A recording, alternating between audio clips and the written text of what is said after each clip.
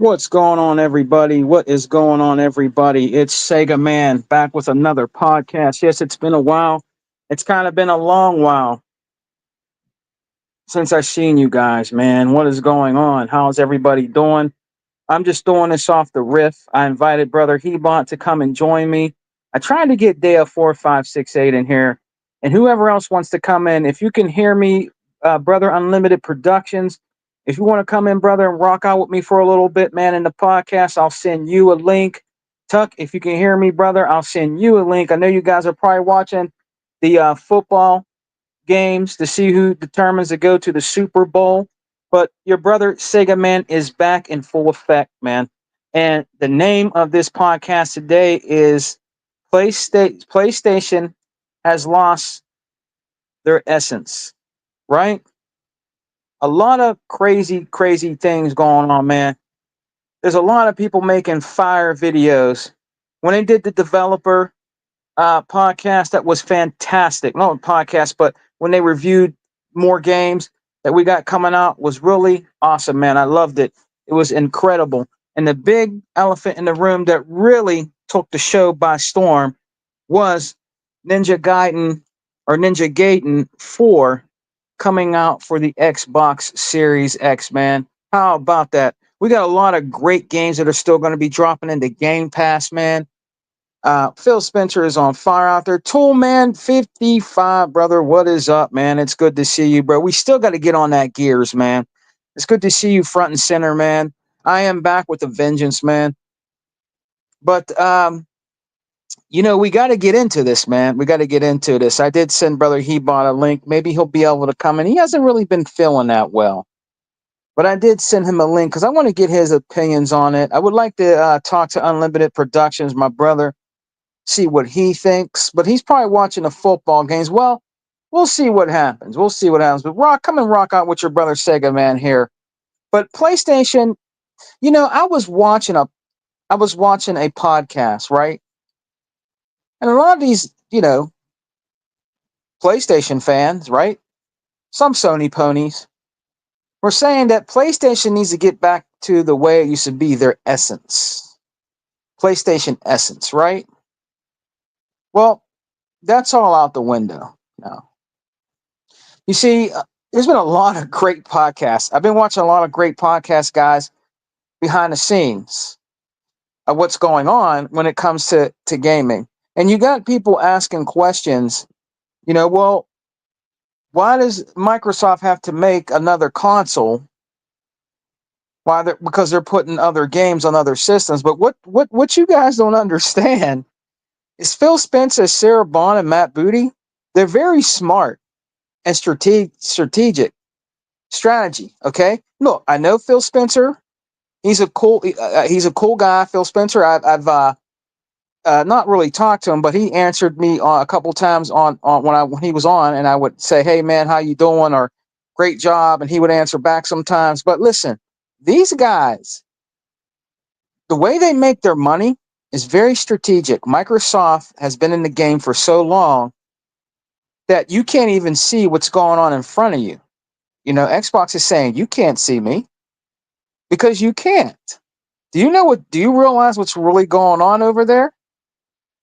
You're so excited, right, for these IPs.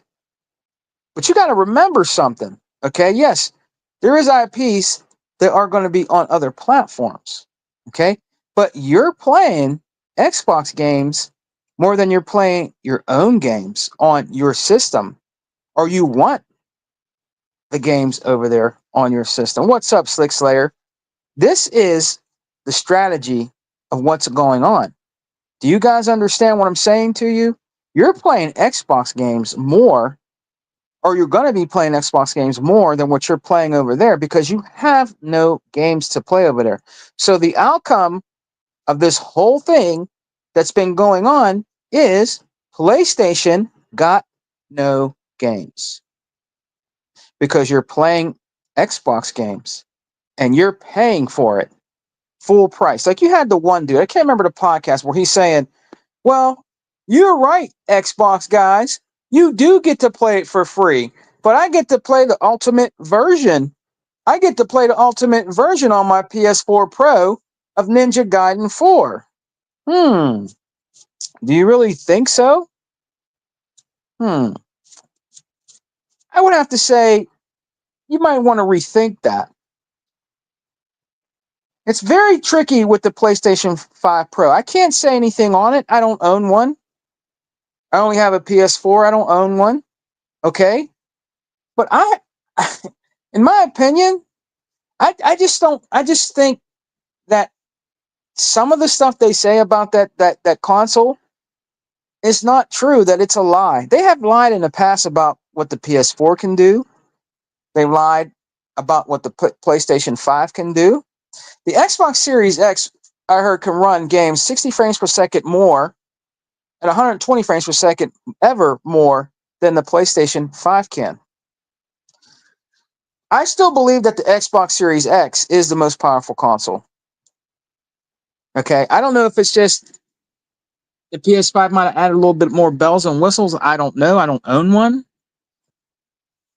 I just really don't know about that. But they've lied so much over there at Sony. Come on, guys. They've survived because they lied. That's the only reason why they survive, is because they're a bunch of liars and cheats, man. It's just the way it is. And you got the one guy coming out saying we need to make remakes and we need to do this to keep the games going, and we need to put the games on PC, we need to keep our games alive. I mean, that's just the way it is. You're going to have to put more games on PC to stay relevant and to stay alive. And you got people out here in the PlayStation community that backpedals all that. Okay, I don't need to mention his name. You guys know who he is, okay? Because I'm not giving him no shine at all. Because at this guy's just this dude he's bugging. Him and his brother are bugging big time. What happened to, you were supposed to get a PC if PlayStation games were going to go on PS5 PS5 games or PS4 games going on PC. What did you always say? Well, there's no use to me having a PS4 or maybe even getting a PS5 because I'll just go to PC and play on PC. But meanwhile, you're still on that PS4 or on a PS5, I think, that your buddies got for you, right? But you've lied since day one. Why aren't you a PC guy now? And I like PC dudes. They're cool. I'm down with PC gamers. But you lied about it, bro. You lied about it. Yeah, I'm just going to go on PC if PlayStation ever even thinks about putting their games on PC. I haven't seen you on PC yet. You lied. See, you guys are fake. You guys are not true, man, out here in the gaming community. Thing about Xbox dudes is we never go anywhere. We stay with Xbox. We don't go to the other side. The true Xbox fans stay with Xbox. You got brothers in here that probably have PS5s, and that's cool. There's nothing wrong with that. They're gamers. When the day is end, at the end of the day, they're gamers. They're true gamers. But they prefer the Xbox ecosystem and the Xbox console over the PlayStation 5. They might buy it for, like, I guess, the exclusives that come over there. I don't know where they're at right now, but they might do that. But a lot of the Xbox dudes do own PlayStations and even Switches, Nintendo Switches and stuff like that. Like myself, I own a PS4, I own a Nintendo Switch, but my main console is the Xbox Series X. I play certain games on each system and turn it off, and that's it. I go right back to my Xbox. You know what I mean? So I don't know, man. I just think it's over for them, bro.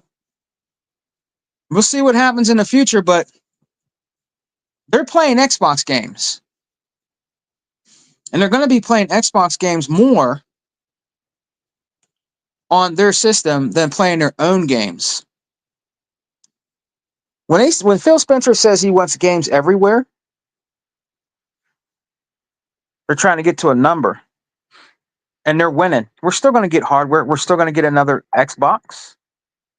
We're still going to get a new Xbox. The hardware business of Xbox is not over yet at all. We're still going to get another one. I'll send you a link, brother E-Rock. It's not over. And my brother E-Rock's going to come and join us, man. So give me a minute. And we're going to get Brother E-Rock's opinion about this and see what he's doing. Give me 1 second. Let me see. Let's get Brother E-Rock.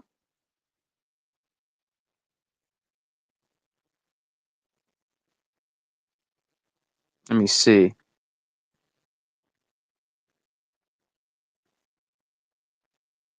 And let's see.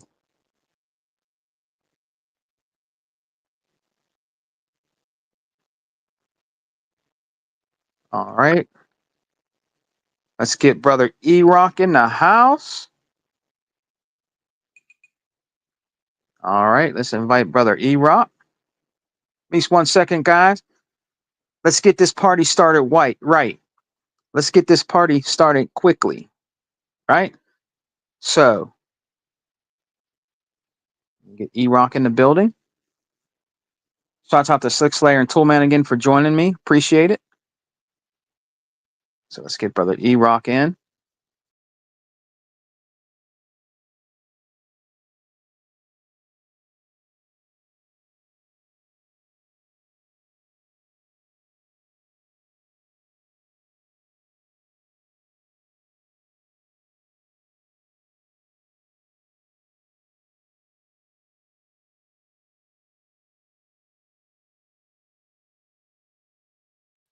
All right, I'm back, guys. I'm back. But yeah, we'll have Brother E-Rock coming in.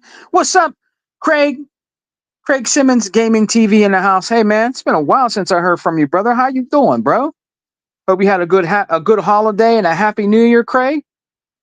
Look at Craig, for instance. Craig got both systems. Craig used to go on and talk. He'd do his cooking shows on his show. He would talk about the PS5, right? He would talk about the PS5 and talk about the Xbox. You know what I mean?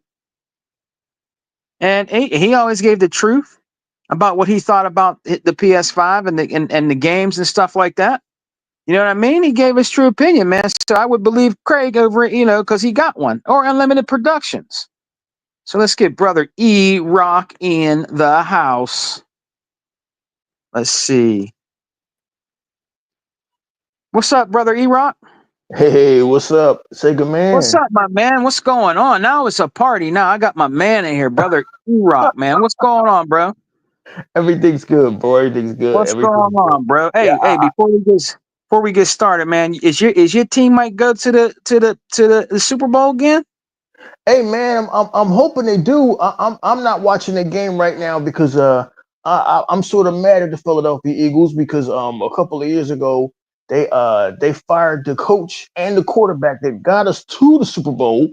So I'm kind of like, I'm really big on loyalty. So what I mean, I can't really fucks with the Eagles. But I mean, if they go again to the Super Bowl, I mean, I'll be happy for them. But Yeah. I'm really big on loyalty. You know what I mean? Yeah.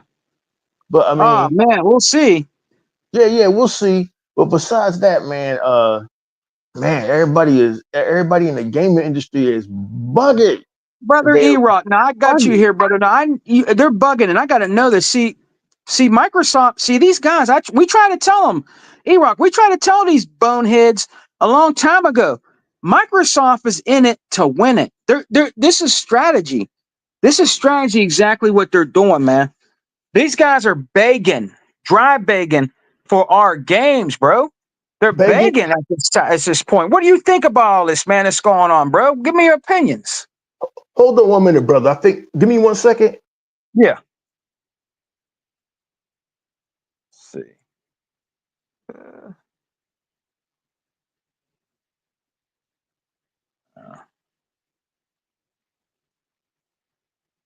Let's see. Yeah, give me a second, Sega man. What's up? Can What's you the hear matter? me? Oh Yeah, I yeah, can hear you. I'm back. I thought that was my sister came in the crib. I'm about to say, man, what you doing here? You ain't bring no grub. You ain't bring no grub. No championship game food. I can't dance with you. But right. yeah. Let me They're see if I can. bugging. Let me see if I can get this up. Give me a second, man. Give me 1 minute, Yeah, man. yeah. Go ahead. Yeah, Brother Unlimited, man. If you're listening to me, E-Rock, right now, and you want a link and you want to come and join us, he bought all the crew. I think I tried to send one to Dea. You know, if she wants to come in. Other Zinc. What's up, brother? Sega Man, can you see that Oh, man. screen? Can you see that Yeah. screen? Yeah. Adam Fall coming soon to Game Pass. Yeah. Avowed coming soon to Game Pass. Yeah. Expedition 33 coming soon to Game Pass. Yep. Doom the Dark Ages coming soon to Game Pass. Sniper Elite Resistance coming next week to Game Pass. Yes. Dr. Midnight coming soon to Game Pass. Yo, they are tripping, bruh. They are bugging because Xbox had no games. Xbox had no games. We've been telling y'all for years now. We've been telling y'all for like 4 years since the Exile podcast started. We've been telling y'all for longer than that Xbox is gaming now. PlayStation lost that mystique a long time ago, but y'all wasn't trying to hear what I was saying. Y'all wasn't trying to hear what Sega Man was saying. Y'all wasn't trying to hear what the OG out here, Mr. 100 and Hebot was saying. But it's all good, man. It's all good. You know why? Because as Sega Man has always said, we eating good over here. We eating good over here, man. And they won our games. And so you got some of them trying to say, like, well, most of your games are coming to PlayStation. Let's say that they are. Y'all paying $70 for them. Y'all paying. We getting them for free. And with that money that you PlayStation fans pay for our Xbox games, Phil Spencer is going to bring more games to us like Ninja Gaiden Black 2 out of nowhere. Run it back. Run it back, baby. And guess what, brother E-Rock? I'm actually playing that right now, brother. I'm playing the Ninja Gaiden 2 already, man, and it's also made with Unreal Engine 5. Yeah, man. That joint, man, that game is nice. But man, look, remember 4 years ago when we did the Exile podcast and Xbox had just bought Bethesda, right? We didn't know they were going to buy Activision. They just bought Bethesda. And even then, remember what I said? I said that Xbox is leveraged for the next 30 years. Mm-hmm. What I meant by that, Sega Man, was by them being leveraged was that the days were gone of Phil Spencer waiting for Platinum Games to make a game. The days are gone of Xbox having these third-party deals and a publisher or developer say, screw Phil Spencer, we're canceling our game. The days is going to all of that. What Phil Spencer did was he made sure he owned the development studios. Phil Spencer made sure he owned the publishers, right? So now we got the games coming. They coming in mass, like boom, boom, boom, boom, boom, boom, boom. And motherfuckers are tripping. Motherfuckers have lost their minds, and I love it. I love it, bro. I love it. But it is what it is, man. Me and Sega Man is old men. We done. Like we don't fight these console wars no more, y'all. That's y'all on Twitter fighting these console wars. The winner never concerns themselves with the losers. And you PlayStation fanboys, you guys are the losers. And I'll tell you why. You're the losers because you be on Twitter every day still with Xbox name in your mouths. Dreamcast guy, MGB, Crap Gamer. Y'all spent like 10 years of your lives fighting a war that y'all lost. And so you say, well, PlayStation sold more consoles. Did that get y'all any games? Did that get y'all any games or get y'all Activision? Hey, look, listen, man, don't kill the messenger. You know what I mean? We tried to tell y'all, but me and Sega, man, we good, man. We just sitting back now laughing, cause man, and the crazy thing is, all them games I showed, we ain't gotta buy none of them unless we want to. Like I bought Indiana Jones. I bought Indiana Jones because I wanted to own it. But like, we ain't gotta buy none of them games. All of that shit is with our Game Pass subscription, bro. Like, dude, it is what it is, Sega Man. It is what it is. But I watched your videos. You tried to tell them. You tried to tell them for years. They wouldn't listen. It is what it is, bro. Hey, E-Rock, keep rocking, man. I'm gonna send Unlimited a link. It might put me out, but I'm gonna be right back. I'm gonna send him a link. Keep on going. I got you. Yeah, man. We tried to tell cats, man, what's going on, 6 Slayer. We got Craig. We had Craig Simmons. We got Craig Simmons TV in the house. We got Tool Man. Listen, guys, we tried to tell them. That's all I'm saying is we tried to tell them. They wasn't trying to listen. They ain't want none of that. They ain't want to hear none of what we was saying. It is what it is, man. But I mean, whew, man, Xbox is just killing it, man. We got nothing but games coming. And this is what you want from your platform, man. This is what you want from your platform. You want to know that there's plenty of games coming. You don't want to have to stress when the games are coming. Yep. For those of you that hung with us with the Xbox One era from 2013 to 2016, when Xbox One had more games coming out than PlayStation, and then we had that little fucking disruption in 2016 where Scalebound had got canceled and Fable Legends or whatever it was had got canceled. But yo, man, we passed all of that. Phil Spencer has been building an Xbox for the future. Phil Spencer has been building an Xbox where not only is Xbox and Game Pass, that's the platform now. The platform is Game Pass, right? And we also told y'all 4 years ago in the Exile podcast that it was a paradigm shift. And what I meant by that, Sega Man, was the way we digest games was changing. All of this shit about you gotta buy Nintendo to play Mario, or you gotta buy a PlayStation to play this, or you gotta buy an Xbox to play this, or Yep. you gotta buy a PC to play this game. All that shit was changing. Like there's rumors out there, and they're just rumors right now, unsubstantiated. I don't like passing unsubstantiated rumors, but there's rumors out there somewhere that Steam and Xbox are trying to figure out some kind of way to work with each other, because Phil Spencer, he wants those games too. They see a value there in a partnership. And we said 4 years ago that this a paradigm shift was happening. The way Mm-hmm. that we consume video games was changing. So, oh, Xbox is a third-party publisher now. They've always been a fucking third-party publisher. Listen, I'm not going to sit here and cry because Xbox is getting all the money. That's what's up, because the more money they get, the more $70 they get from you PlayStation people. That's more games they're going to bring our way, like South of Midnight, Contraband, Fable, Perfect Dark Zero. Yo, as Sega Man always says, and I'm gonna keep harping on that, we're eating good over here. That's why, it's okay that the Erock X channel is going.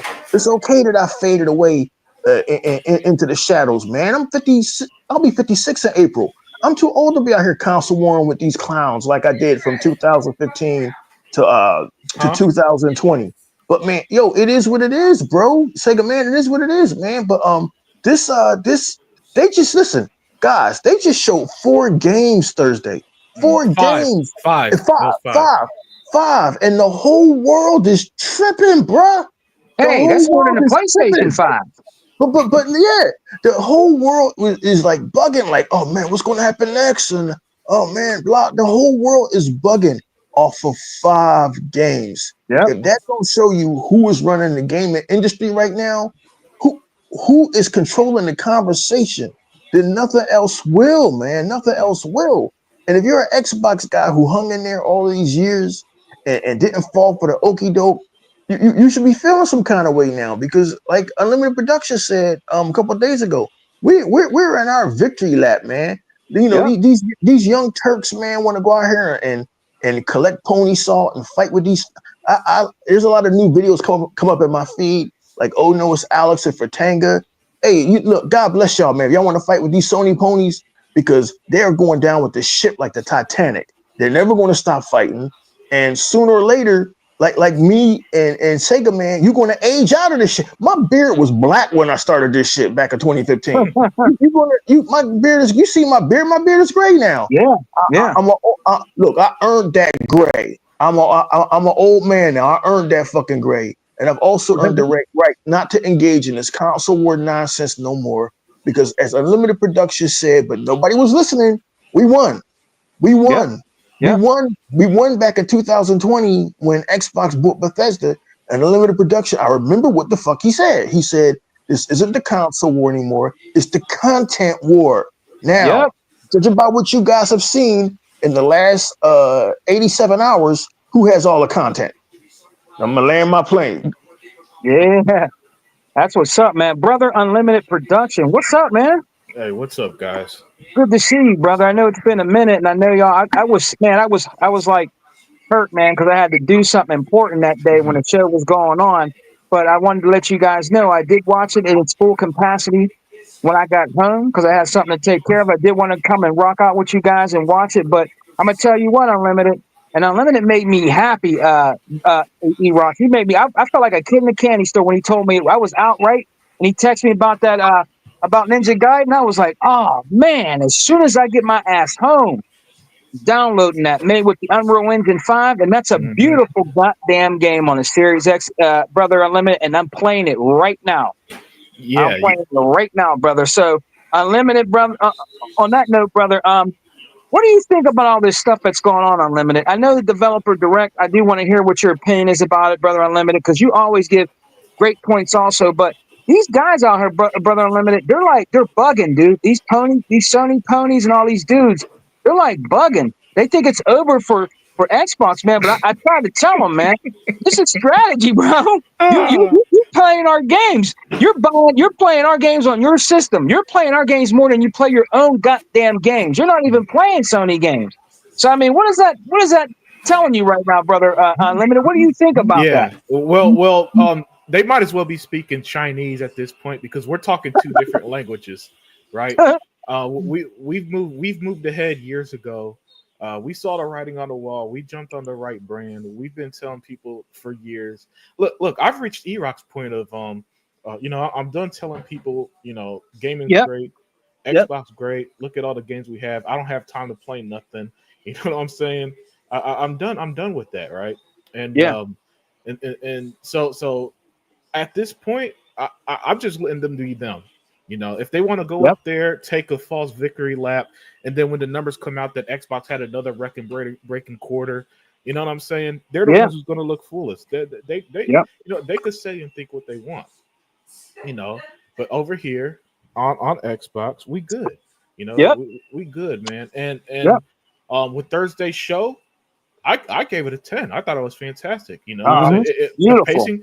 The Beautiful. pacing was excellent. All games looked great. All games were different. All games were Yeah, unique. We had a shadow drop. We got a return of a classic IP yep, and Ninja Gaiden. We got to see new IPs in Clair Obscura, Expedition 33 and South of Midnight. Doom the Dark Ages look fantastic. You know what I'm saying? So basically, like A-Rock said, we got all the content, all the games, the best subscription yep. service, the best console, most powerful console. They're gonna make another console, the best control. You know what I'm saying? We got it so good that's why it's almost impossible. The only thing that really gets to me, and I kind of texted Erock in the group chat earlier, about 20 minutes ago, is Uh-huh. the discourse around gaming, because like Assassin's Creed Shadows right now, the discourse is pretty much just racists who are mad that they got to play as a black guy. You know what I'm Uh-huh. saying? And they're Ah, just well, they're just afraid to say that. You know what I'm saying? Even though the game looks wonderful. By the way, the same day of the showcase, Ubisoft put out a lot of Assassin's Creed gameplay. The gameplay looks amazing for Assassin's Creed Shadows, right? So that's how great we got it. You know what I'm wow. saying? And y'all know Assassin's Creed is my all-time favorite series. Yes, So, Yep. I'm yes, eating day one. And did by the way, Avowed next month, Assassin's yep, Creed yep, March, South of Midnight April, Doom in May. You know what I'm yep. saying? Back to back to back to back. You know, and then this January, as we just saw a few days ago, Ninja Gaiden, and so basically, when things are this good for me, I'm doing something that I wish people do. I'm in the moment. I'm enjoying it. I'm not worried about what's coming out a year or 2 years down the line. Whatever happens, happens. Right? We're gonna get a new Xbox sometime in a few years. Cool. Right now, I think the Series X is a brilliant console. I think gaming is great. I love the showcase, and listen. Every other YouTuber is going to make a million videos telling you that Xbox is dead and gaming right now sucks and whatever nonsense. I'm on the Yeah. opposite end. I think it's wonderful. I can't believe that I've been blessed enough to live. Goddamn, Philly's killing the Commanders right now. Um, Damn. Yeah, it's like 48-23. God, Yo, damn. damn! That's a motherfucking Madden score. Yeah, God damn. Hey, Unlimited. Here's crazy. Here's what's crazy about these dudes, right? Mhm. And hey, Rain G4, man. I appreciate the comment. Yeah, You he know what I said mean? now the final boss.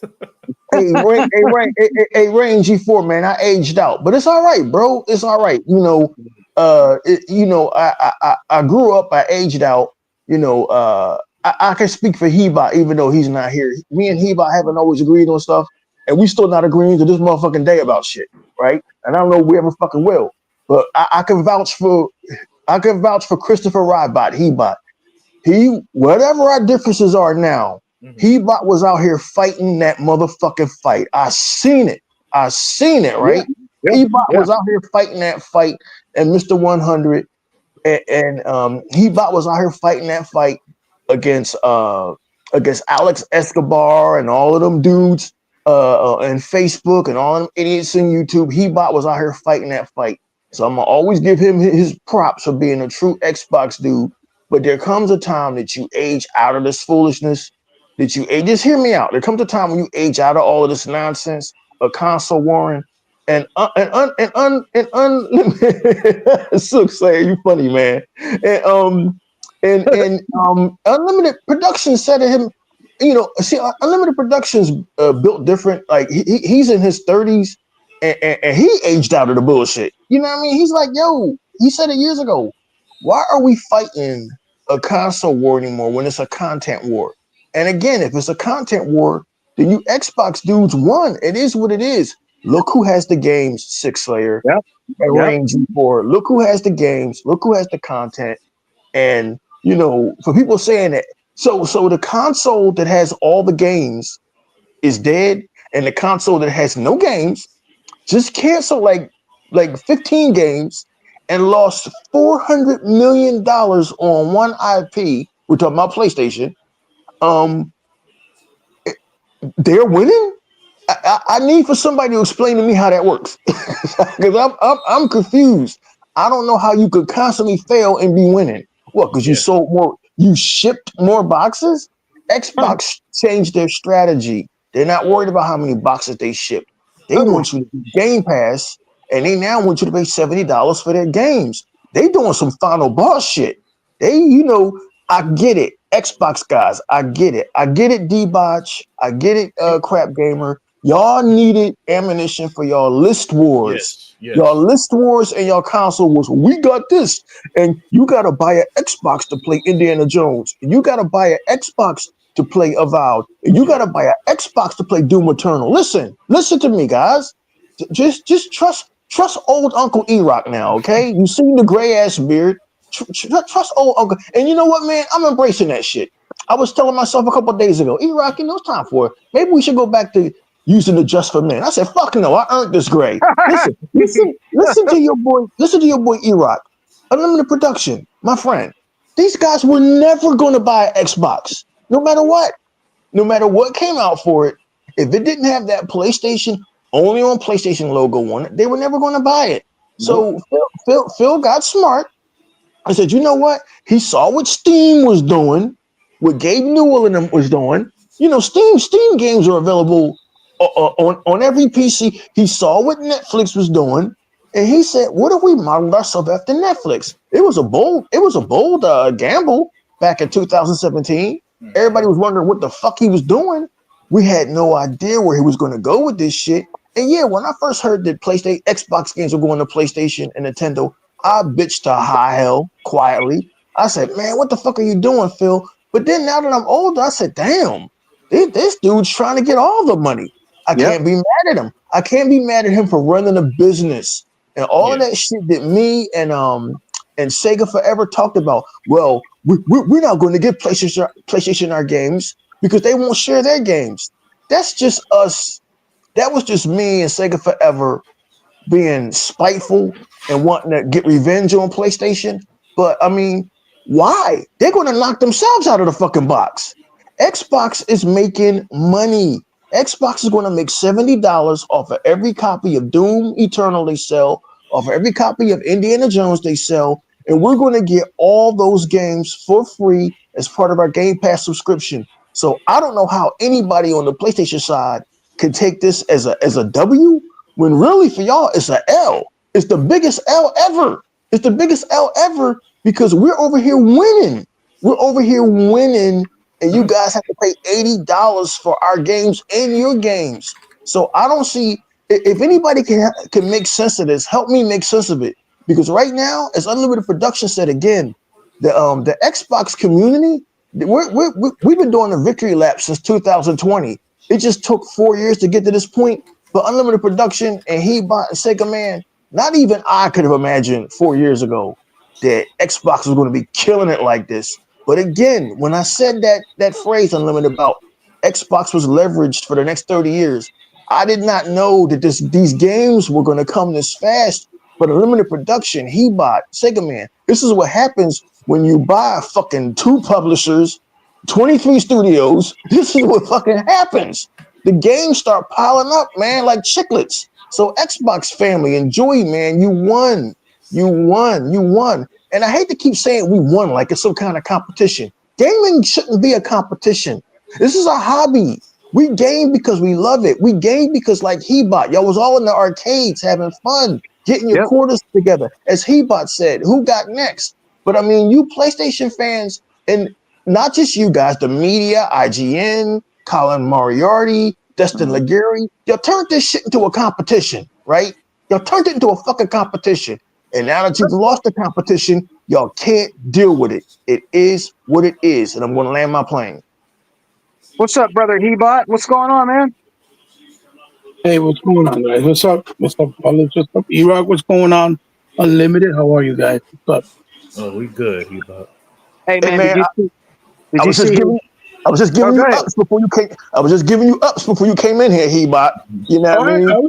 I was listening. You always have. You never not have. So, that's not nothing new. You always have.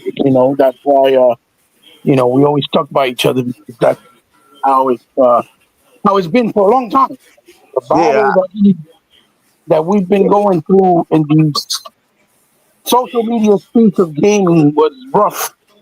But we're still here. Right? We never turncoat. We never changed our messaging. We never swayed the other way, because we kind of always stood our ground no matter what, right? And at the end of the day, it's gaming. But the brilliance of it is, okay, they're doing something drastically different that no one's really used to. But I think it's more because of the fear that they knew that, people are not going to buy our hardware the way they want to or should. Because of the perception being so bad with, the other side. So they figured, well, if we could just bring their stuff to them, then, maybe they'll see that we have good things to offer, especially if it's not their IP. I think as long as they're able to manage their IPs that represent their hardware, like the Halo. What was that? As long as they're able to hold their, those IPs like the Halos, the Gears, or the Forzas that identify the Xbox brand on the console, I think that people will learn to accept it more and more as time goes on with no problem. Because Doom has always been something that's been multi-plat, right? Things like GTA, things like Call of Duty. People are used to those being multi-plat, so it's not really, doesn't really feel like a slap in the face or an insult. Same thing like Ninja Gaiden, right, through the years. But being that the industry right now is so fucked up that games cost so much to make, but yet only a selected few actually sell, right? Yeah. You have to figure out a way to get these developers to make the money, right? The money that they need to sustain their next game, or sustain keeping the windows open or their lights on their studios, right? I don't think the Xbox developers that they bought have to worry about that, because obviously Microsoft got trillions of dollars, right? But at the very least, the ones that are third party, like a Team Ninja, like a Platinum Games, which I'm surprised they even gave Platinum Games a chance again. And I'm thinking, preach. I'm thinking maybe it's because Kamiya left, because he was really the issue a lot of times. Hideki Kamiya has a history, and people have said it many times that he's very difficult to work with. And at the end of the day, he had what he did. He went back to Capcom, where he started. Right now, he's making a new Okami game. So it's a win-win for all of us because we're going to get a new Okami from Capcom with good budgeting, with the same original, guy behind it. So that's a win for us. The same way now we're getting a new Ninja Gaiden 4 with the pedigree of Team Ninja and the pedigree of Platinum Games. Unfortunately, I wish Higaki was still there, the original creator of the one for 360. I mean, for the Xbox. But he did form Team Ninja. It was him. It was his team that he created. And the caveat was that if he ever left, Tecmo owed them a lot of royalty money that they never paid him from back royalty, like $5 or $4 million. It was that if he left, the team would stay with Tecmo. So I don't think those guys have lost their way because they've been around the block enough. Now, what scares me is that maybe because they've been doing more Dark Souls-esque type games like Neo. Yeah, like that's all they made for years. Right, that's what I'm saying. So the only thing that scares me is that since they've been doing those games, right? That maybe they kind of lost their way or their touch. Maybe that's why they reached out to Platinum because for what I understand, if you look at the video, guys, where they're talking about it, they said that it was Team Ninja that told Microsoft and suggested, can we reach out to Platinum Games because we feel that they have the skill set to help us do a better combat system, right? Which makes a lot of sense, right? Because Platinum Games has always done those type of action games. Their last game was Bayonetta 3. Unfortunately, stuck on the Nintendo, but it is still a very good game, right? Whether it's a good story or not is irrelevant. Because at the end of the day, the most important thing, as we all know, is always going to be gameplay, fun factor, and how the game plays, and if it's fun. Before anything else, everything else, music, cutscenes of storytelling, all that is all bonus at the end of the day. The most important thing is always fun factor and gameplay. Point blank. That's why Pac-Man was huge. Pong was huge. Space Invaders was huge. Missile Command, That's why all those games were huge because the fun factor was always there. Because if you look at those games look like crap. And then you look back and you're like, Jesus, how would you even enjoy this? They look so bad. Because it wasn't about that. It was about the fun that we were having interacting with the game. So, again, we've never changed our message. Do I like that Microsoft doesn't have a problem putting their games on PlayStation, specifically PlayStation? Hell fucking no, I don't like it. Yeah, none of us do. Right, none of us do. I'm pretty sure. Yep. They don't, and why? Not because the mixed messaging that people get when we say things like that, they think it's, oh, you're just haters because PlayStation is the best and you don't like them. No, it's because PlayStation has done nothing but hurt the industry. They don't give two fucks about the gamers, the culture. They never have. They've always mudslinged their way, paying everybody off, buying everybody off. They did it the worst in PlayStation 1 and 2 era because they had the big pockets. And now you got a company like Microsoft that has even deeper and bigger pockets, right? That can definitely can completely kill them off. Like, bye. Yeah. But I think, and they're not, and that's the frustrating part. But I think it was something that E-Rock said when I was listening, and this was said by Sega Forever as well, I believe, and even Others Inc. So shout out to Others Inc.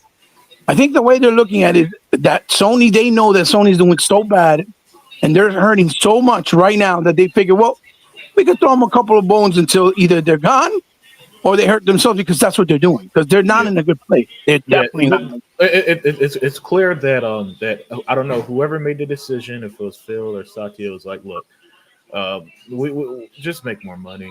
You know what I'm saying? No. Like at the end of the day, I hate to say this, but the internet they don't care about the internet. They don't care what people on Twitter are saying. They don't care what people on the listen. They pay no mind if someone like Dreamcast guy, even though he's got like 200,000 subscribers, saying Xbox is dead on every other video. Because at the end of the day, because all that matters to them, most importantly, is that every quarter when the finances come in, is Xbox making money? Yes. All right. How do we make more? That's the main question they get asked. Like E-Rock said a few minutes ago, it's a business, and I just can't get mad at them for running a successful business that's given us me specifically as an Xbox consumer. Um, listen, look, I ain't buying games like that right now. So the fact that I'm subscribed to Game Pass and I can play all these games and still keep money in my pocket, why would I complain about that? Right, Why right. would I complain about the fact that they're putting new games every? It seems like every other week now. I mean, guys, next week we're getting 3 day one games on Game Pass. Mhm. The reason why they can afford this is because all the money that's coming in now. Mhm. You know, me and Hebot, we've been at this. He been at this longer. Actually, Sega Man been at this the longest. His channel been going on for 10 years. Nobody ever knew who he was. But me and Hebot been fighting this fight foolishly, I guess.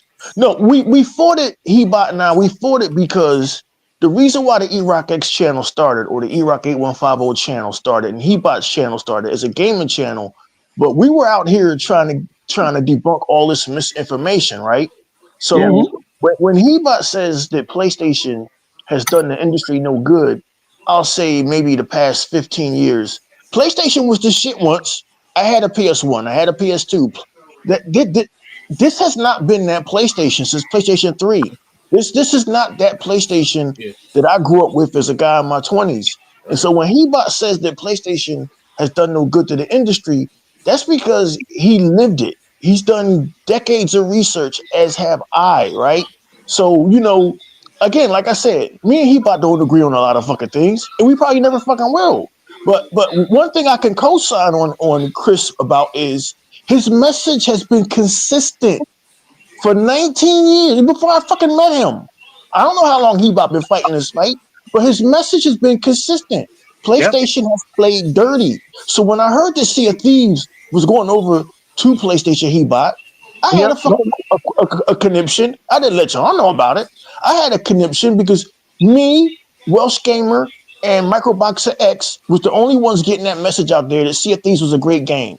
While Absolutely. Crap Gamer was dogging it out, while Zaire, the leaders of the community was dogging it the fuck out. And Unlimited The Production. ones This is why that people were paying attention and had their eyes on were the ones dogging it out instead of listening to the ones who actually gave a fuck. Like you Thank you. guys. Thank you. Thank you. And here's the thing, Hebot. Here's why Sega Forever and myself, we're not running a $2 trillion or $675 billion company, because we would have missed out on all this revenue that Xbox made off of Sea of Thieves. I did not know. I found this out 2 days ago. I did not know that Sea of Thieves sold 2 million copies on PlayStation. See, this is why I don't run 2 million copies. yeah. Yeah, I did not know. This is why I don't. Hold on, and I don't mean to cut you off, No, go ahead. but that to me, that I mean, it's good that they got 2 million worth of sales off it, but 45 of the 45 million players and only 2 million bought it because it's not on a subscription service for them or nothing. I mean that means that the other 43 are on Xbox and PC. That tells Right. you. Remember, they always brag about their console sales. Yeah. Is that what you just said to me? Is the ultimate proof that console sales don't mean nothing. Yeah, exactly. Console sales don't mean nothing. And, it took me a long time to get on the board with the fact that Xbox is a company, and a company's job is to make revenue and make profits. It took me a long time to resign myself to that, because I'm not going to lie, guys. Hebot must have cut out, and I'm sure Hebot feels the same way too. We all wanted revenge against PlayStation. We did. I'm not going to front Unlimited Production, and I can own up to that part of me that's childish. You guys have heard me in a podcast. I said, if PlayStation was dying, then let them die. But what Unlimited Production said, somebody, either Satya Nadella or somebody higher up, said, well, if they're dying, let's make some money off of them on the way out. Right. That's brilliant. That's brilliant. We thought that's brilliant. I'm gonna keep it a buck. I would have never thought about that. Yeah. I would have never thought of that. And you know what? And that's how I felt this week when I saw Platinum Games with Xbox Game Studios is publishing with Platinum Games again. I'm like, yo, they do business for real. They don't hold no. I kind of respect that to the extent because it's easy to hold grudges like that and be like, nah, we ain't never working with them again. But leadership left. They like, all right, here's the opportunity. And boom. Now we benefit because we get Ninja Gaiden back. You know, Oh God, The guys, thing is, Unlimited too. Remember, hold on. Unlimited. Remember that for I'm us, sorry to right? disturb you guys, but the Eagles must have won because this Yeah. nigga's out here shooting. Yeah, I just seen yeah, a yeah, motherfucker. They won. They won. They won. Yeah, I just seen a motherfucker on fire in a barrel. It's going, it's going down. But go ahead, guys. You're gonna have to stay. You're gonna have to stay inside out there in Philly tonight, man. Yeah, Because- go out. Yeah. Listen, the other thing I was trying to say too, Unlimited, is Mhm. the thing is that we're seeing it from the perspective of gamers, right? As root gamers, hardcore gamers. Mhm. We're not in those meetings looking at the data and the numbers, saying, "Well, we got to do this, and we're doing this right, and this is making this one." By the way, how Iraq? I was going to ask you. You said that they said that TFT sold 2 million on PlayStation 5. PlayStation? Yeah. I read that somewhere. Listen, you're not supposed to believe what you read on the internet, but No. I'm just asking because I don't think Microsoft ever confirmed that. But if they did, I probably missed it. It's possible, but I'm just saying because I haven't heard them say anything. Yeah, Who knows? and if that article I read was true, because I hate spouting misinformation. It was an article I Not read your fault. somewhere. The CFD Not your sold fault. 2 million copies on PlayStation 5. So if they did, that's just crazy. Yeah. That's just crazy that the motherfucker that hated the game bought the game. You know what I mean? Yo, somebody got Unlimited Production got girls over his house, man. This nigga done turned into You James hear, Bond. right? You hear that? He getting paid.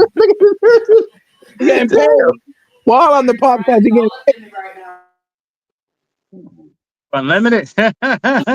This nigga done turned into James Bond on us and shit. Damn. Man, Brother Hebot told me earlier. Look, they're already talking about one of our games right now. They're trying to nitpick. Sorry about that, guys. Yeah, you're just living life, brother. Shut up. You're living life. Stop it. Go ahead, Sega man. What were you gonna say? I'm sorry. Oh yeah, Brother E-Rock and Unlimited. I was talking about earlier, and they're already nitpicking one of our games that are not even out yet. South of Midnight. Oh, good grief. Yeah. Hebot was telling me about. Oh, God damn, it's not even out yet. God damn.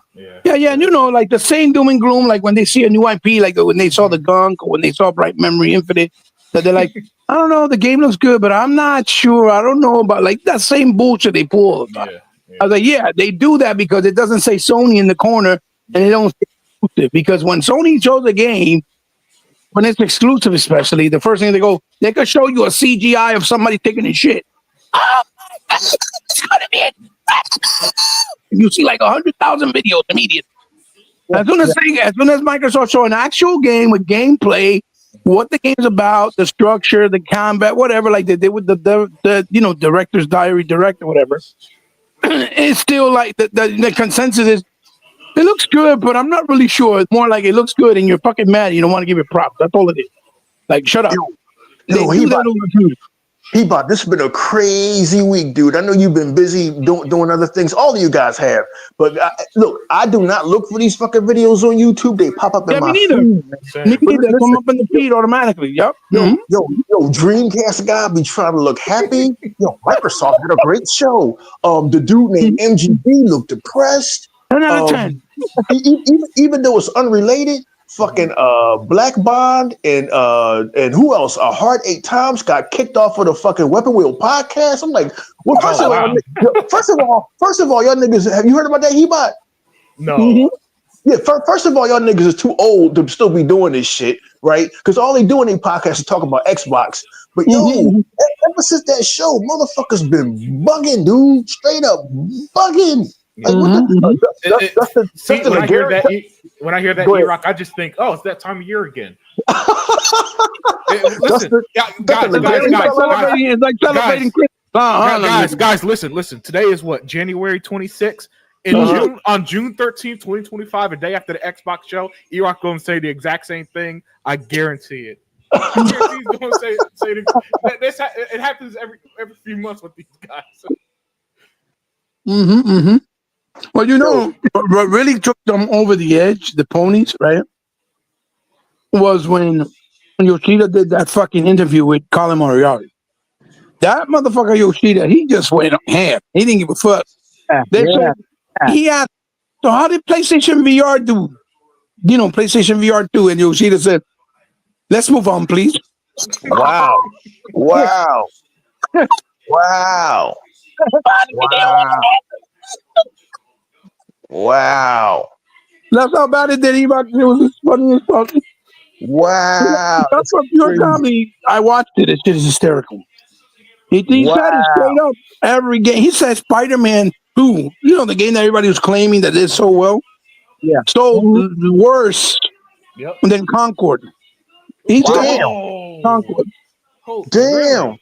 Because I said that those sales, the initial sales are the ones that matter. Anything after that, if you're buying it at a discount or clearance price, right? Whether it's 40, 30, 20. How many times I've said this, guys? You guys know, Yeah. E-Rock. Y'all know this. I've been saying it forever. That's considered diminished return. Yeah. Yes. More people play the game. It's like having Game Pass, but without the profit. Because people are playing the games that are old, but they're at least paying $20 a month, right? Which keeps the revenue coming. But when you buy something like that you got to share with 100 people before the developer gets maybe $5 out of a $20 fucking sale, it's diminished returns. What is $5 going to do? You see what I'm trying to say? I got you. And that's what I keep explaining to people. The sales only matter the first 3 weeks, maybe to a month. Once that shit stops and slows down, that shit is all dookie. That's why Microsoft, I also believe, pushes so much digital. Because when you're selling in digital, you're always going to sell at a profit. Because it goes directly to the developer, right? When you're going to sell it physical, you got to share it with so many other people. And they only end up getting about 25 to 30%. So if a game's $40, they'll get 25%, 30% of that. You do the count as $40, they probably get like $12 per game sold. You see what I'm saying? So where is the revenue in that, E-Rock? You see what I'm saying? So it's not there. It doesn't exist. So the point is, he even said that in the interview that Spider-Man 2 did worse than Concord. And what interview was this? I need to hear that with my own 2 ears. Yeah. No, it's the one with Colin Moriarty, the Kind of Funny Games. He interviewed Yoshida, and that shit, that's ever since then, the ponies have been going crazy because he perfectly confirmed that they're dying and that they got to stick to doing the remasters deliberately in order to be able to fund any new project that they have upcoming, because that's the only way that they can get sales, like more consistently and efficiently, and I guess more guaranteed is what he was trying to say in his own words, right? Because there's a language barrier because he has a big accent still. But if you watch it just for pure comedy, I was on the fucking floor.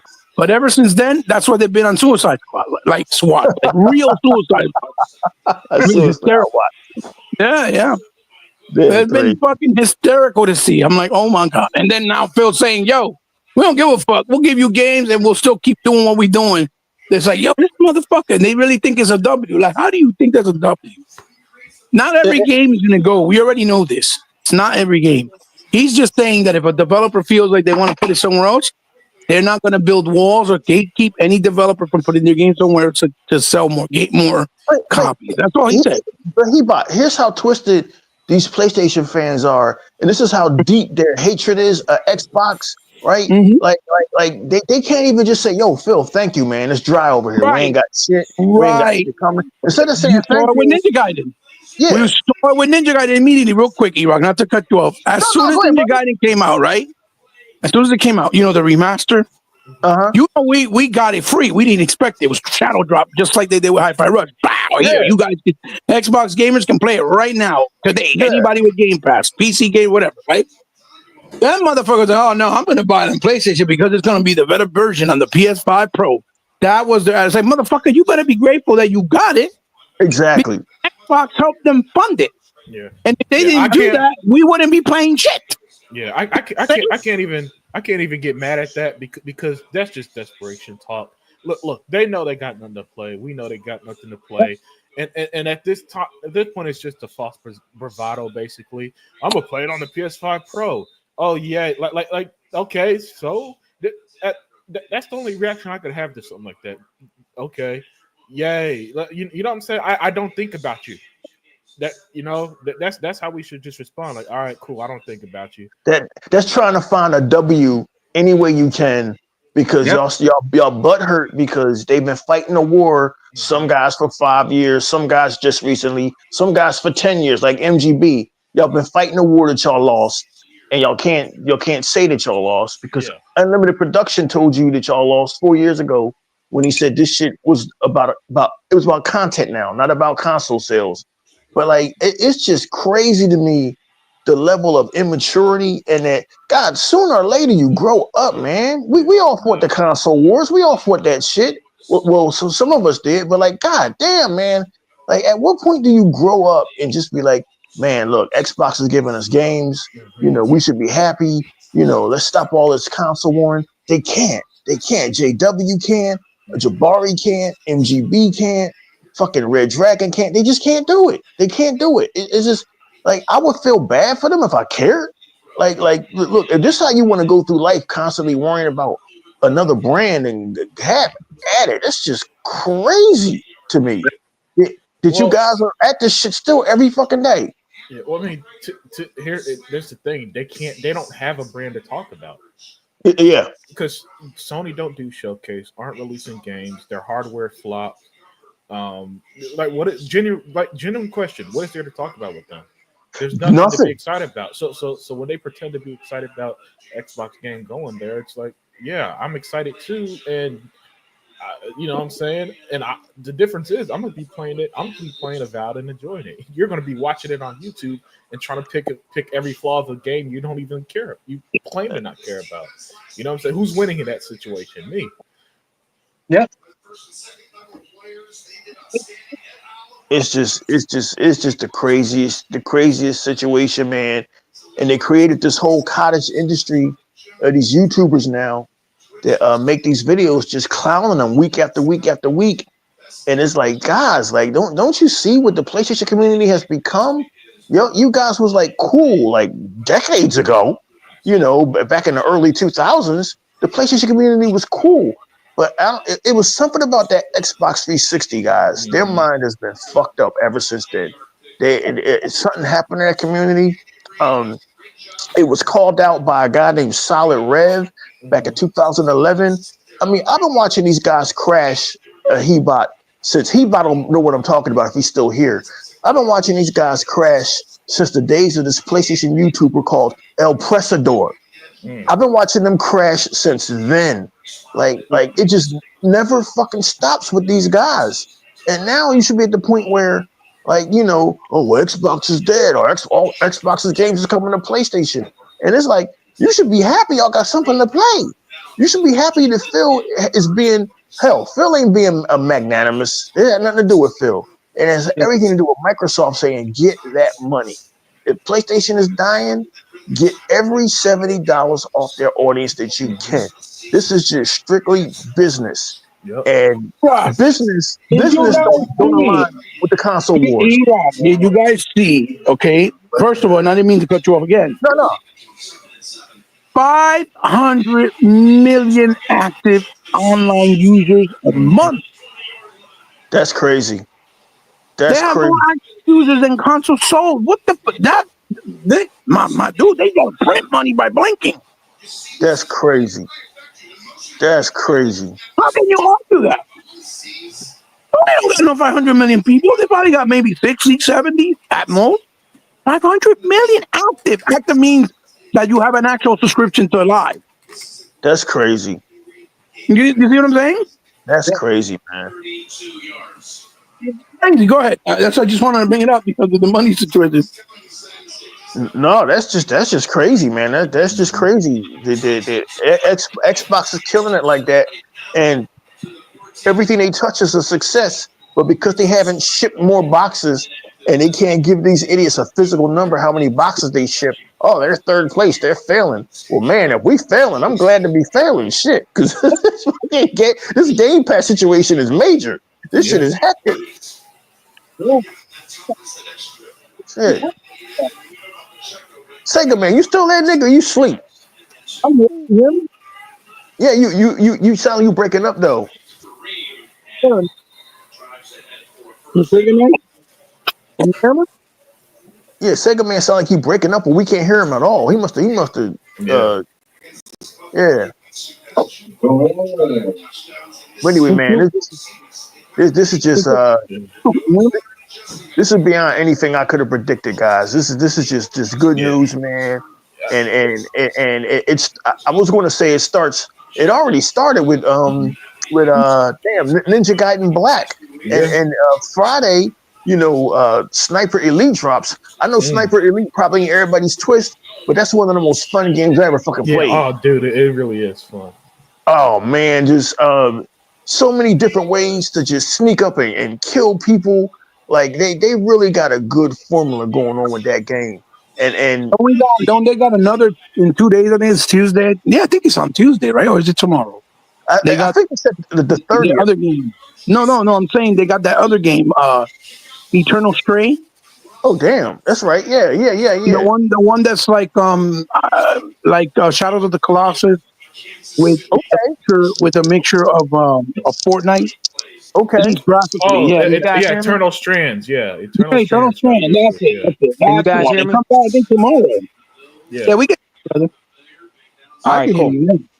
Can you hear me? No, that comes out I think tomorrow or Tuesday. It's another Tuesday. It's another drop. Another drop. How do you not get Game Pass? Yeah, exactly. I don't even try to figure it out. I just don't even try to figure out how don't. Every once in a while, I'll get a comment on a YouTube video. I canceled my Game Pass because it wasn't giving me nothing. I don't even respond to that. I'm like, all right, man. Okay, look. Game Pass has approximately 500 games. If you don't have nothing to play, that's on you. And I'm not going to debate with somebody on their own, on their own decisions. That's the decision you can make. The time I see those comments, I say those are lies. Yeah, they probably are. Hey guys, did you see that? What was that? Did you guys see the interview that Phil Spencer did with that? I can't remember that black dude. What's his name? That dickhead. Paris. No. I gotta say it correctly. Other Zinx guy. Oh, I'm sorry. Hold on. Oh. What, he did an interview? Yeah. He did. He did one with Dustin Legary, guys. But I gotta say it correctly. It's other Zinx guy, Paris Lily. Yeah, Paris Lily. His boy.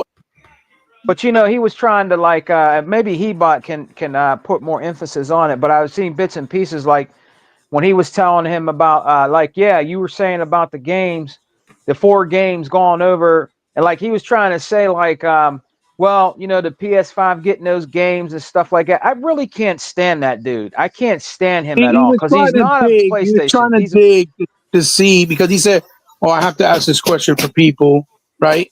And he said, the value of the hardware, right? And then that's when Phil said, "Well, what we're trying to do is we're trying to make people make the decision on consoles based on the features that we offer, meaning back compatibility, boost mode, forward compatibility with peripherals, the most powerful system." That made me believe when he said that made me believe that the next console, when Darabont said it was going to be the biggest leap you've ever saw in console history, that made me believe that that's a fucking fact. Whatever they're going to do for the next console is going to be a substantial leap because the way they're looking at it is if you're going to buy our hardware, even though we're sharing some of our games to other platforms, in order to convince you to come here, it's got to be with what we offer you with those features and what the console can do. So if it's compatible with Steam, it's portable, plus it's so powerful that you can do straight up, 4K or 8K gaming at 60 frames or 120, whatever the case may be, then that's enough. That will probably be enough to convince the general consensus. I did Xbox, right? Yeah, there's a large enough audience who do the combo of Game Pass plus Xbox being the best console out there. Plus the Game Pass, and Xbox. If they already know that there's also a significant percentage who's never going to leave Nintendo or PlayStation. Yeah. And so they're like, let's just make money off them anyway with games like Minecraft and Call of Duty and they're selective. If you notice, they're selective with what they bring out. Because if you saw when they show, because when they show stuff for midnight, if all we got now, he bought E-Rock and Sega Man. If all we got now doesn't convince them, nothing will. and so Mhm. so they're like, all right, just make money off them with some of these. Exactly. You know what I'm saying? There's no point in fighting a losing battle. I give them this. They're not going to fight a losing battle. And that losing battle is let's convince people who hate our guts, right? as a brand that'll never that claims they'll never have an Xbox in their house. Why even waste our energy? You know, Exactly. Right. But you notice Unlimited, Stop for Midnight is a new IP. Stop That for game Midnight looks sweet. it says strictly on Xbox. Yep. That means like the Gunk. The Gunk is always is an exclusive to Xbox. So It's so not. is Avowed, and that's coming out next. So week. is Avowed. So it's not like everything's going. I just think they're being selective. They know something like maybe Starfield can make money. So if Starfield ever came, it wouldn't surprise me because it was a big game. It was massive, right? Maybe something like Elden Ring, right? That's okay because they've always been a history of their games being multi-plat. But when it's something unique and new, or the historical games like Fable, like I doubt you'll ever see Fable on PlayStation because it's a brand recognition. It's like their mascot, right? Right. It's not about oh you got to afford because I'm gonna do a video about that about why consoles need exclusives versus a PC doesn't need one because this is this argument of consoles could be like PC when no, there's reasons why it can, and there are reasons that make sense why it will never be that way because then it will diminish the hardware in as a whole for every brand, right? Which is not going to happen because Nintendo's not going to join forces with Xbox, and neither is PlayStation, right? So you have to be realistic. So I'm planning to do that sometime tomorrow or the next couple of days to explain why. But anyway, not to get into other details. The point is, if you pay attention, there's a lot of stuff that's not there that's still exclusive to Xbox. So there's not like there's no reason like Recore, Quantum Break, even though they're older games, Sunset Overdrive, they're still only on Xbox. Those are games that they could easily port over because they're already old and not making money for them, but they don't. You see what I'm saying? Right. So they're being very strategic, I feel, with what they do bring over.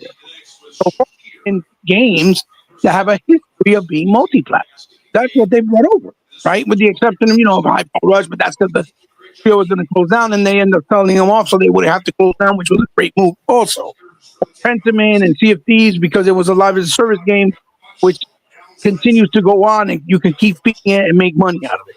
That's something different, right? But that's like the exception.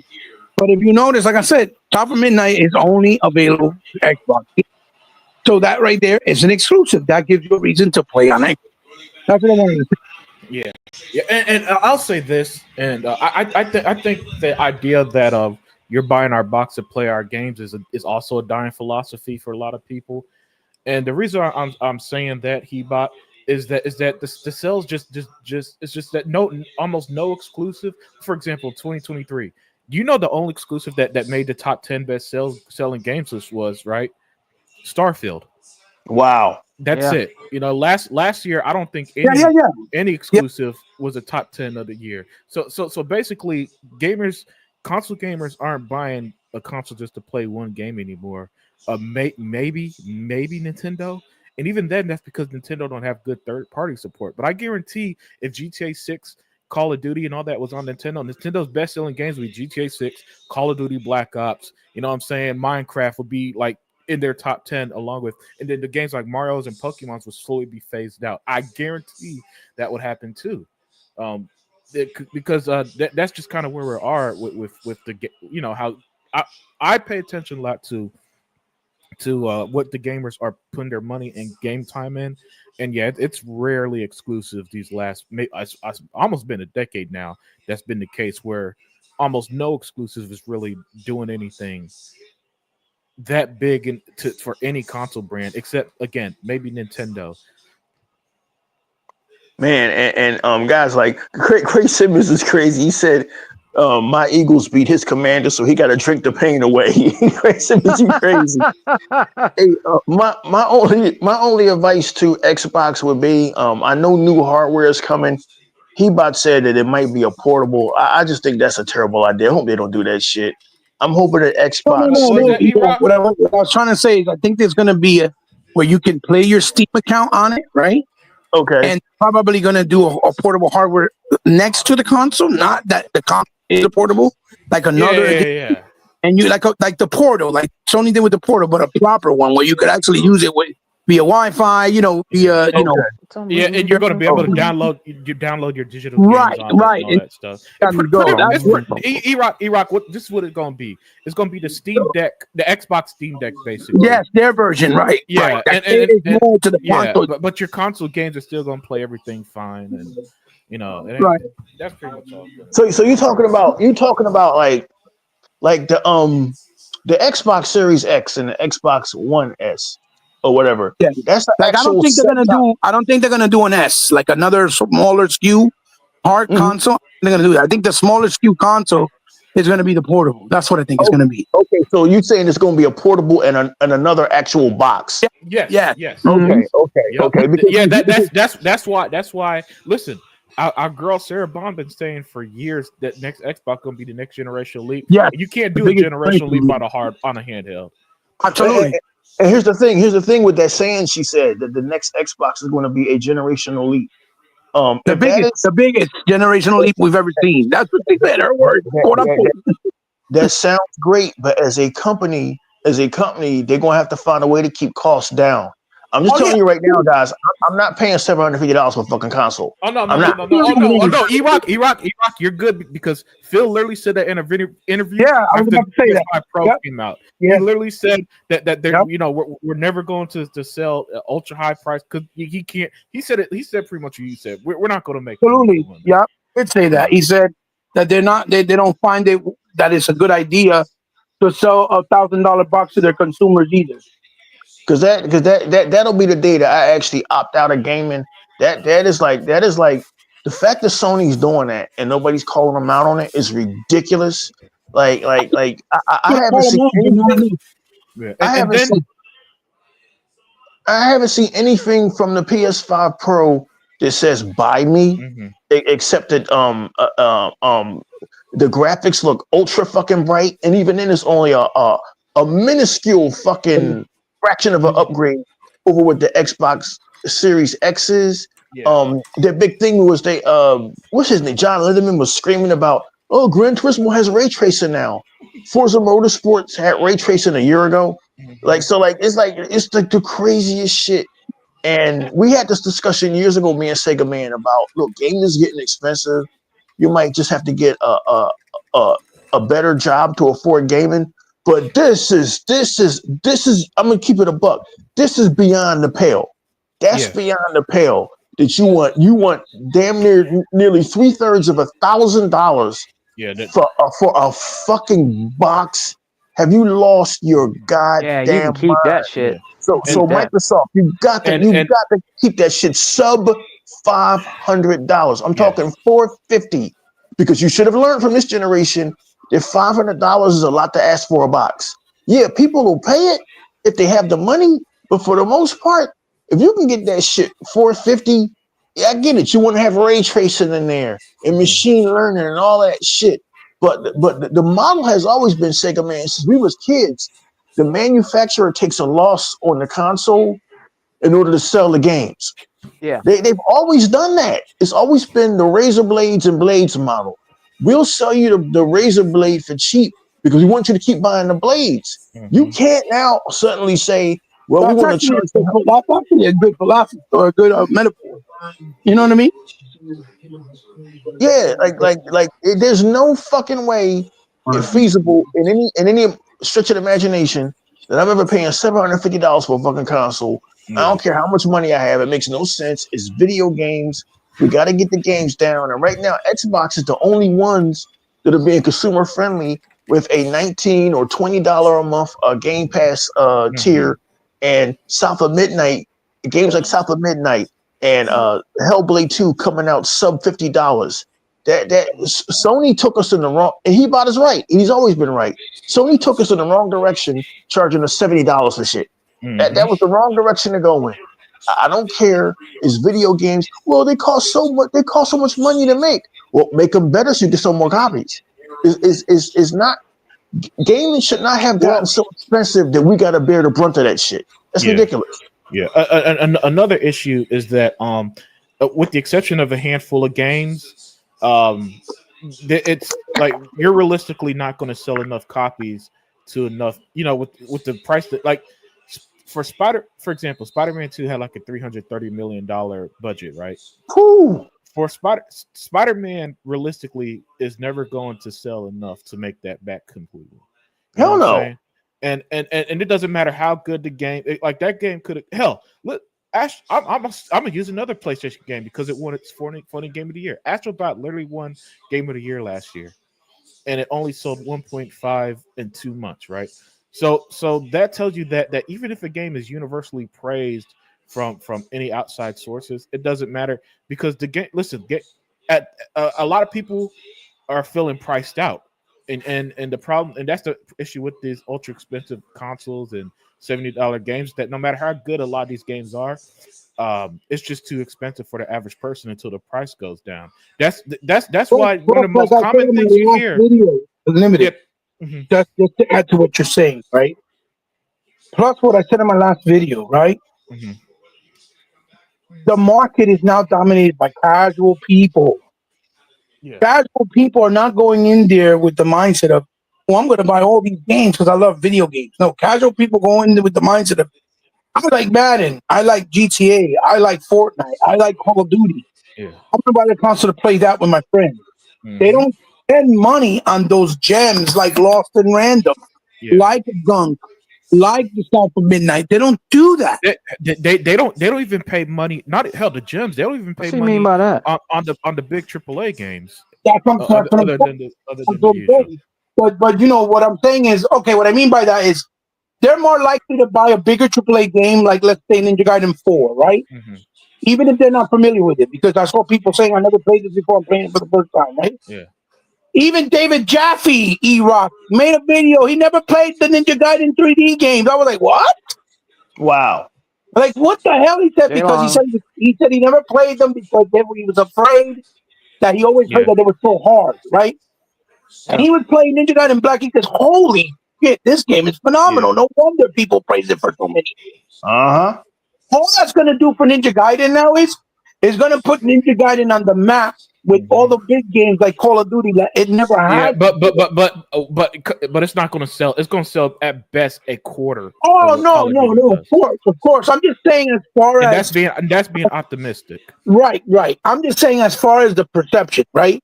Yeah. Because Ninja Gaiden, we always gave it its flowers, especially me, you. That was my favorite hack and slash of all time. Mhm. Right? And I've been saying this since the OG. I was like, Devil May Cry is awesome, and so is God of War, but it ain't touching them in Ninja Gaiden. No one has No. touched. That is the epitome of action game. Like you cannot touch it in any way unless you replicate it. You ain't touching it because Hideo Kojima, not Hideo Kojima. What's his fucking name? Tomonobu Hidegaki went. He was doing crack when he made Hey guys. Ninja Gaiden. Right?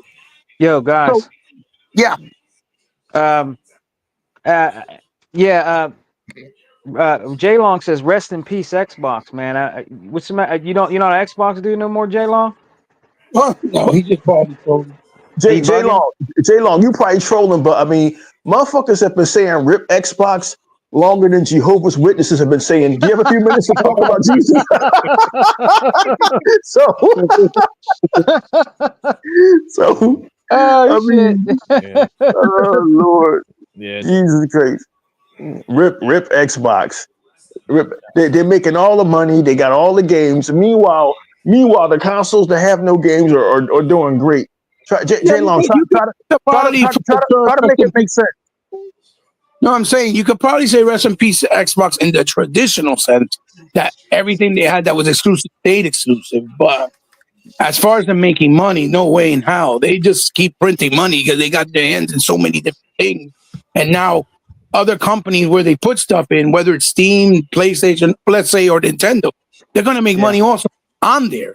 So as far as them making money, there's no way in hell they can be stopped. But again, like Yeah. we said earlier, Guys, Jay Long and I see Forrester said the same things. Guys, it means nothing to me that you jumped from Xbox to PC. I hope you're happy on PC, but that's not a gotcha to me. I'm sorry. It does. I'm not upset.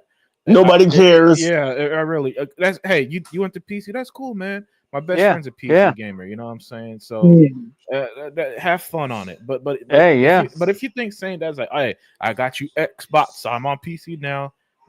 Yeah. Yeah. Well, I mean, I can name 10 games. Do you want me to give you an award? Hey guys, Jay Long just won the I'm a PC gamer now award. What did you Oh, Look, I And can name limited. I can name right now 15 games off my head that you can only play on Xbox and you can't even play it on PC but or why anywhere wouldn't else. you? But why wouldn't you, Hebot? Because they just do No, that stuff. I'm just It's like saying, for it's like example, you know what I'm saying? Like, it's not like there's nothing. There is. It's just not going to be as they predominant as it they was before. they That's they it. they Hebot. They listen, man, dude. They don't care, right? They don't care. They want a reaction. They want like, Yeah. oh, I'm leaving Xbox, or I went to okay. PlayStation. And as you do that, I'm playing Adamfall for free, Avowed for free, Expedition 33 for free, Doom the Doom. Dark Ages for Yeah, yeah, free, Sniper Elite in 5 days for I free, can't wait to South play of that. Midnight for free. Like all I can do, all I can do at this point is say, oh, I'm leaving. I'm going to PC, or I'm leaving Xboxes. All right, man. Bye. Have a nice life. Right, right. What, And what, can I ask something that J Long said? He's trying to say, glad to see you guys go through this again the way you did with Sega. J Long, the difference is Sega died completely. Microsoft is not going to die. Microsoft could keep making games, hardwares, and even certain exclusive that will stay only on the Xbox platform, as opposed to Sega. They didn't have the money to fight back. So it's different. It's not the same in any way, shape, or form, especially that, Xbox actually has money. Because the What truth was is, that flag if on Sony Kansas starts, City? the truth is, Sega, if Sony starts to die off, right? And we don't know with next generation, with the console they sell, is going to be more powerful. hey, If they have J-Long. better console sales, they can make. They'll probably start putting less games on other platforms anyway, depending on the sales. You see what I'm saying? So that it's the same comparison. Go ahead, E-Rock. I'm sorry. See, this is what I'm saying about Hebot. He's trying to make sense out of stupidity. Yeah. J-Long, listen. J-Long, listen. You used to have a functioning brain once. If this is dying, then let's keep on dying. Because I have to delete shit off my hard drive, nigga. I have to delete shit off my hard drive. We are eating good. We are eating good over here for a company that's supposed to be dying. And by the way, y'all been telling us Xbox has been dying for like almost 20 years now. Look, I'm loving it over here. It be shit popping up in Game Pass that we didn't even ask for, like motherfucking Ninja Gaiden 2. Like, Yep. dude, like y'all used to have functioning brains once, but y'all don't anymore. I hate to see y'all go through this the way I went through it with Sega. Man, I wish we'd have went through with this with Sega. But by the way, that's my favorite type of comment is when they're like, "Man, I'm so sorry you went through this," even though he purposely saying that to get a reaction. He's like, "I see what you're doing, man. I see what you're doing." Yeah. Like when Sega, when I wish Sega was giving us fucking free games when they went out of business. No, they went out of business and took our goddamn money. Yeah. It was the crazy shit. But hey, man, I love it. You know why? Man, because I'll be 56 in April, and as far as gaming, Xbox has exceeded expectations. They've exceeded expectations. Where everybody's sitting and talking about, oh, PlayStation is so great, man. How great can it be, Sega man and Hebot, if all y'all talk about is Xbox? How Well, then great you can gotta- it be? E-Rock, people listen too. The same logic they use about, oh, why am I going to go on to another console and start my library all over again? That same logic they apply to PlayStation works with Xbox, because all of us here, we have extensive libraries of over 1,000 games, probably each of us, or close to it, right? Yeah, or more. I know me and Unlimited and Sega Man are usually the exception because we got thousands and thousands of games. But the point is, why would I go and start building another library on PlayStation that I already established on Xbox? So even if they go, let's say, full multiplayer, let's say, no, I don't like it. I wouldn't like it. But the point is, I would never start over because all my games have been on Xbox, and I can keep bringing them with me every console generation when a new one comes out. I don't have to rebuy them. So all I'll still do with my PlayStation is play the one or two, exclusive that they'll bring out, let's say in a year or 3, and then it's just going to collect us the rest of the year. or the rest of the time. In my place, I don't even play them games. I'm not Hey, going man. Right. And in some cases, you don't even go back and play them. Right. Mm-hmm. Hey, man, You we know got what I play? You know what I play on my PlayStation? Arcade games that have never been released. That those Japanese companies like Arc System Works, Data East, Hamster, right? They don't bring them to Xbox because they're fucking nationalistic. Games like Metamorphic Force, games like Shadow, the Shadow Mystic Warriors, Shadows Force. Those are arcade games that was never released, and now they're finally coming out natively, right, on consoles. But these motherfuckers are only putting it on Nintendo and Sony because they're Japanese consoles, but they don't put them on Xbox. That is all I really play on PlayStation. I don't play nothing else because they're exclusive to me or ass. Almost we all got of them. another one. We got another one, guys. We got another one. Yeah. Forrester, bro. Hey, I went from Series X to PC and ain't never gone back. Cool. If you like PC, that's that's all good. Yeah, but if you like paying more money, I like right? I like how they That's announced it that's like on they're you. running for president. Yeah. Listen. You know what I like, E-Rock and guys, that I paid $300 for my Series X, right? Yep. And I can play Indiana Jones on Game Pass with global illumination, with ray tracing, 60 frames per second at an upscaled 4K for only $300. That's what I like. Value, right? Yeah. Quality for value. No, I can't play it at 8K at 120 because I don't care about playing at 8K at 120. My point is playing quality at value prices because I'm not rich and I have a family first and foremost. And so these guys, right? So if you want to spend $2,500 on just the card by itself, the graphic card by itself, hey, by all means, brother, go upgrade. Because remember, even when we upgrade, we're still only going to pay for the next Xbox. Is the difference? And by trading in the old one and pay for the new one, we pay the difference and we still play all our games at a value price. While you're paying $2,500 just for the graphics. You can't even trade in your old card. You can't even do that. Guys, hold on. Here's why I don't get involved in that shit no more. Like when Zobi came on Sega Favorites podcast and Rob's up the night. Here's why I don't get involved in that shit.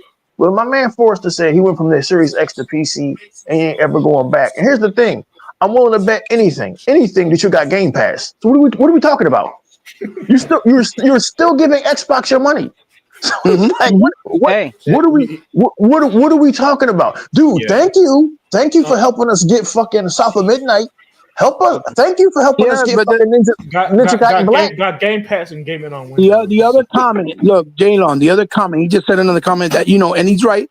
When Team Ninja works with PlayStation, the games stay on PlayStation, and then when they work with Xbox, it goes everywhere. Yeah, because PlayStation didn't fund those games. PlayStation paid for the exclusivity, so they didn't chart it out a bunch of money to get back, right? When Microsoft does work with any company, and in this case, Team Ninja and Platinum Games, they fully funded the game. So they know that in order to them recuperate all that money, they got to put the game in as many places as possible. And that is why they're putting it everywhere. Now, it sucks, yeah, because I wouldn't put shit on Sony because they don't deserve it because they're assholes. I get it. But remember, all Sony has is PlayStation. Microsoft has Xbox, they have computers, they have TV, PCs, and all kinds of other stuff. And they have their things like Scuff, Havoc, Simply Gone, all those things that they own that they're in work and that they do in all those other endeavors. Sony only has PlayStation. That's what they rely on. That's what makes them their most money. So they can't be as risky and take the chance. But if you think that Sony, they didn't have the opportunity to put their games day and day everywhere, or at least selective titles to make more money, they wouldn't do it, then you're really in denial. Of course they would, because that would help them big time. Why wouldn't they? They just can't afford to do it. So they'll do little things like, oh, we'll pay for exclusivity, but they didn't pay to develop The Last Ronin, for example. Microsoft paid for Ninja Gaiden 4, fully paid, fully funded. Even the Path of the Goddess for Capcom. They completely paid for the game. It was on Game Pass. That's why we as Xbox consumers get to play it for free with Game Pass. Hey, Heba. Here's the thing, man. And I know you always try to answer dudes with common sense, and I love that about you. But J-Long ain't going to like me no more at all. Because here's the thing. If he ever did, because here's the thing. When Sony works with Team Ninja, that game is only on PS5. When Xbox works with Team Ninja, the games go everywhere. Really? Oh my God! It's like, what does that mean to me? Like, I'm getting Ninja Gaiden for free anyway. So unlimited production. What exactly does that mean to me? Is that supposed to hurt me? See, that's the console war mindset, and the console war mindset is that, hey, we got this game on our list, and that you can't play, so our box is better. Even though those Team Ninja games didn't sell on the PlayStation. Yeah. But that's all it is. It's just one big ha ha. Look at what PlayStation got. The fact that Xbox, hold on, and Xbox should play the exact same game Sony is, even though Xbox makes more money. So why would they play the game of the losing brand who makes you see what I'm saying on that? Exactly. It's just that people just can't, for some reason, they're so stuck in that console war mindset that they only think and this game is only available on this box. Tit for tat. Yeah, that's it. And no other context matters. Everything what Hebot said was spot on, and I listened to it. But a lot of people hear that and they just want to go back. They'll just ignore everything Hebot said and just try to use it against Xbox. But even though nobody cares, man. Game Pass negates everything that y'all try to use as a W or some kind of weapon. Like, look, I'm not going to sit here and get red in the face and try to explain that everything you saying is not a W or L for us when all of this shit is coming to Game Pass for just $19 a month. Like, if y'all can't figure that out, I can't. It's almost like trying to teach a horse algebra. I can't help y'all the fuck out. I can't help y'all the fuck out with this shit. Another proof that you can use is, did the last Ronin sell on PlayStation 5? No, it didn't. That's simple. They brought a brand new IP, paid for the exclusivity, it didn't sell. Did Stellar Blade sell? Very little, 1 million copies. And they got 64 million supposed hardware owners. What's that game called? The Last Ronin, right? Yeah, The Last Ronin. Mm-hmm. Well, not even Neo 1 and 2. They didn't sell. I think if they sold 1 million copies is a lot. That's if you have 120 million consoles, or 100 million, or 110, or 80 million, and only 1 million people bought the game. How do you think that creates profit? If you're sharing it 3 ways, because they sell their games mainly and predominantly physical. Hey, right? Sega man, put that on screen. What's up on screen? Hold on 1 second. All right. They should have locked down Wulong and Ninja Gaiden 2 for the Xbox and PC. Why? Hold on. Make it make sense, J Long. Why? I mean, it would have been cool in the List Wars way. Like, hey, we got these as exclusives. But that's really the thing. Here's the thing about what's. Hold on, Sega man. Were you saying something? Where's it at? Is it in guest? How I put it on? You put it in there? Yeah. You should be able to see it on the bottom screen and just click it. Oh yeah, I see it. I got you. Right. There we go. Yeah, there it is. PlayStation's Rise of the Ronin has reportedly underperformed according to sales. So again, is this really worth saying? Hey, but the game's only on PlayStation. If people it's kind of like that old saying, right? If a tree falls in the wood and nobody hears it, does it make a sound? Did it fall? If the game's exclusive on Sony PlayStation, nobody buys it. Is it really a game? You know what I'm saying? And I think that's what Phil is looking. Phil's like, is it really worth it just putting an exclusive on Xbox and not anywhere else, right? Because the sales on other consoles and the history so far has proven that it doesn't work, or it's not working. Not working anymore, right? So if it's not working, why not just let everybody play it day and day and give the game a chance to sell better right off the gate? Because like I told you guys, it's the initial sales that makes the money. It's not the sales they do afterwards. Yeah, that's all the money. Yeah, when the game's $20 at a game store, at a GameSpot, or on the PlayStation store, the Xbox store, it ain't making the same as when it's really day one at $40. Even when it's $40, not making shit. It's already considered diminished return. That's why they do. Oh, he bought it out. Yeah. Yeah, it took me a long time to get on board with what Xbox was doing, but now that I've seen the results, now that I've seen all the games coming to Game Pass, now that what does Xbox's quarterly financials mean to me? It means to me that we're going to keep getting games like South of Midnight. It means to me that we're going to keep on getting shadow drops. So we're eating good over here because Xbox didn't lock down Wulong and Ninja Gaiden 2 and 4 to Xbox and PC. But like, it's going to take forever to explain that to people like Jay Long and these dudes. They're never going to understand it because they're still, like Unlimited Production said, a lot of y'all are still stuck in the fucking 90s and the 2000s. And the thing is like, we're moving beyond that. We're moving beyond that. The more money Xbox makes is better for us. It's better for us as Xbox consumers. It's better for you too because you're getting some big games. I don't understand why you're so upset about that. Yeah, plus it's part of the maturing process. Like as you mature, you start to understand things from a much more different perspective, right? So again, it's not that we're not saying it would be great to have them exclusive because Sony don't deserve shit. Yeah, it would be, but the reality is that doesn't work anymore. It doesn't. Yeah.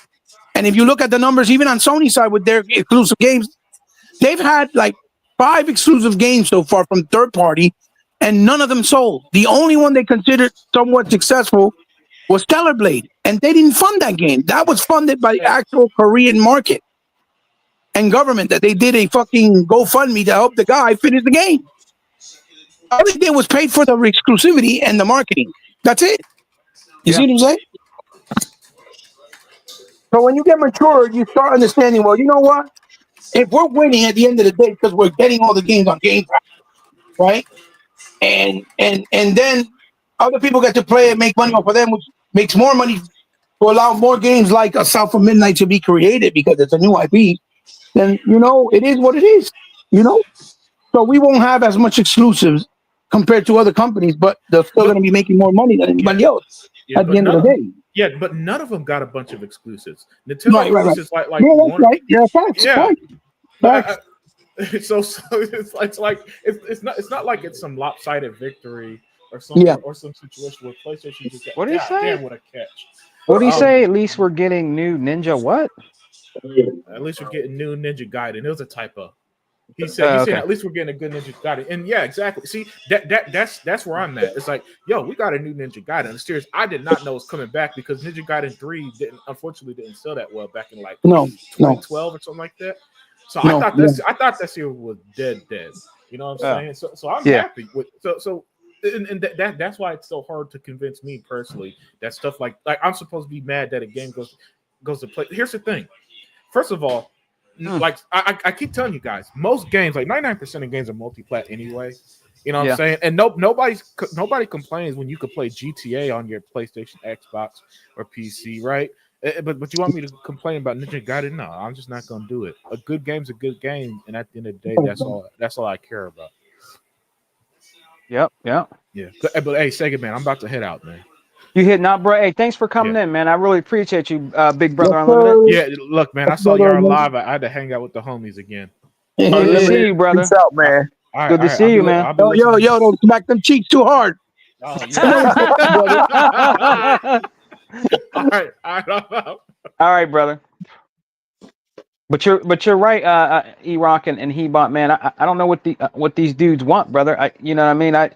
They always say that, but what about they never talk about PlayStation there? What about PlayStation games going over there? Is PlayStation done now? Let's go on to PC. Nobody ever talks about that, but they always talk about.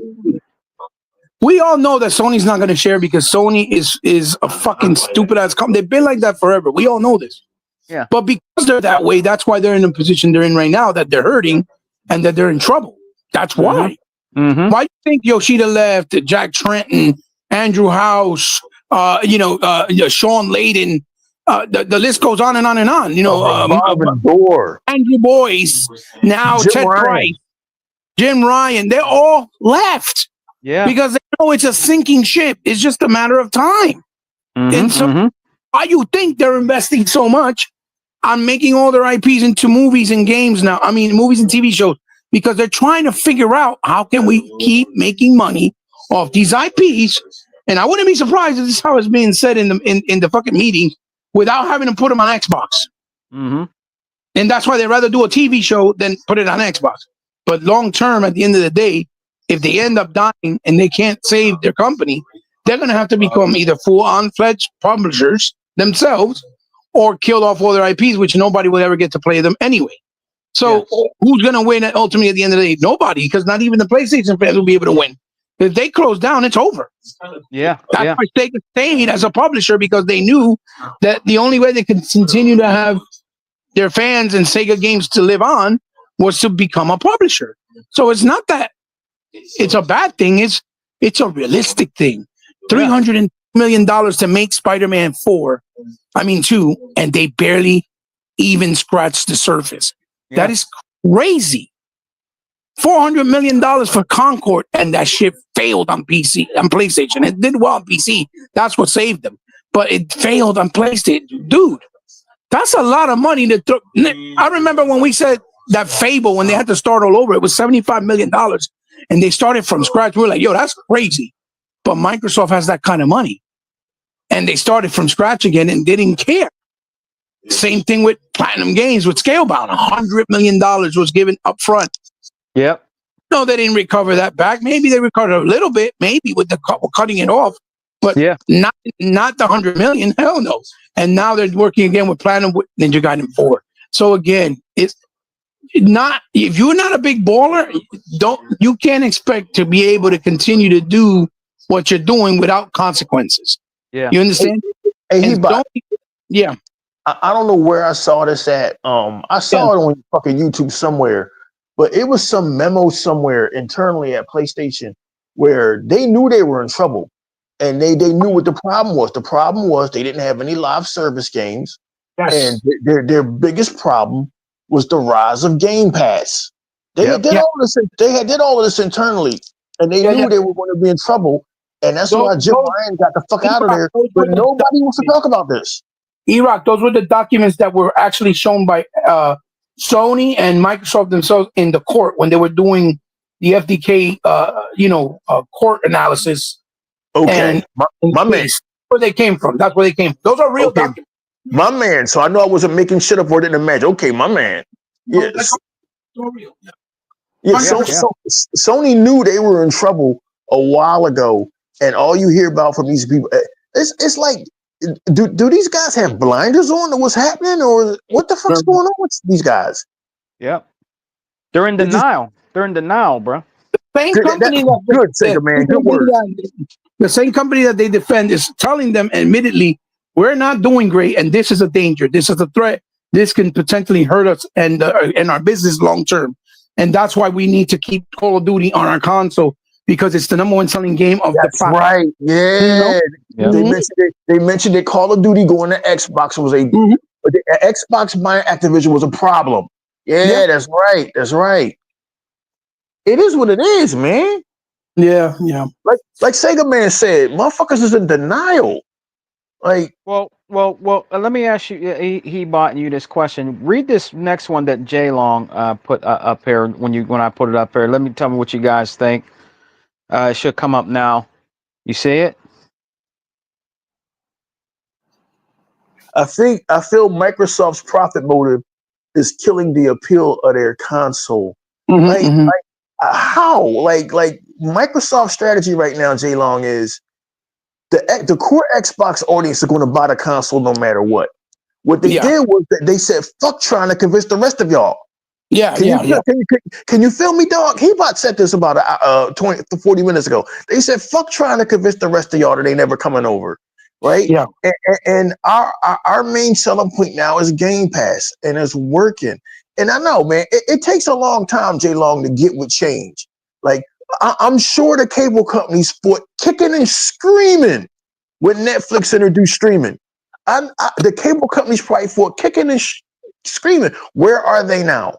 The cable companies are struggling because they couldn't adapt. And now all of a sudden you've seen HBO Max and Paramount Plus, and they all wanted to hop on the bandwagon.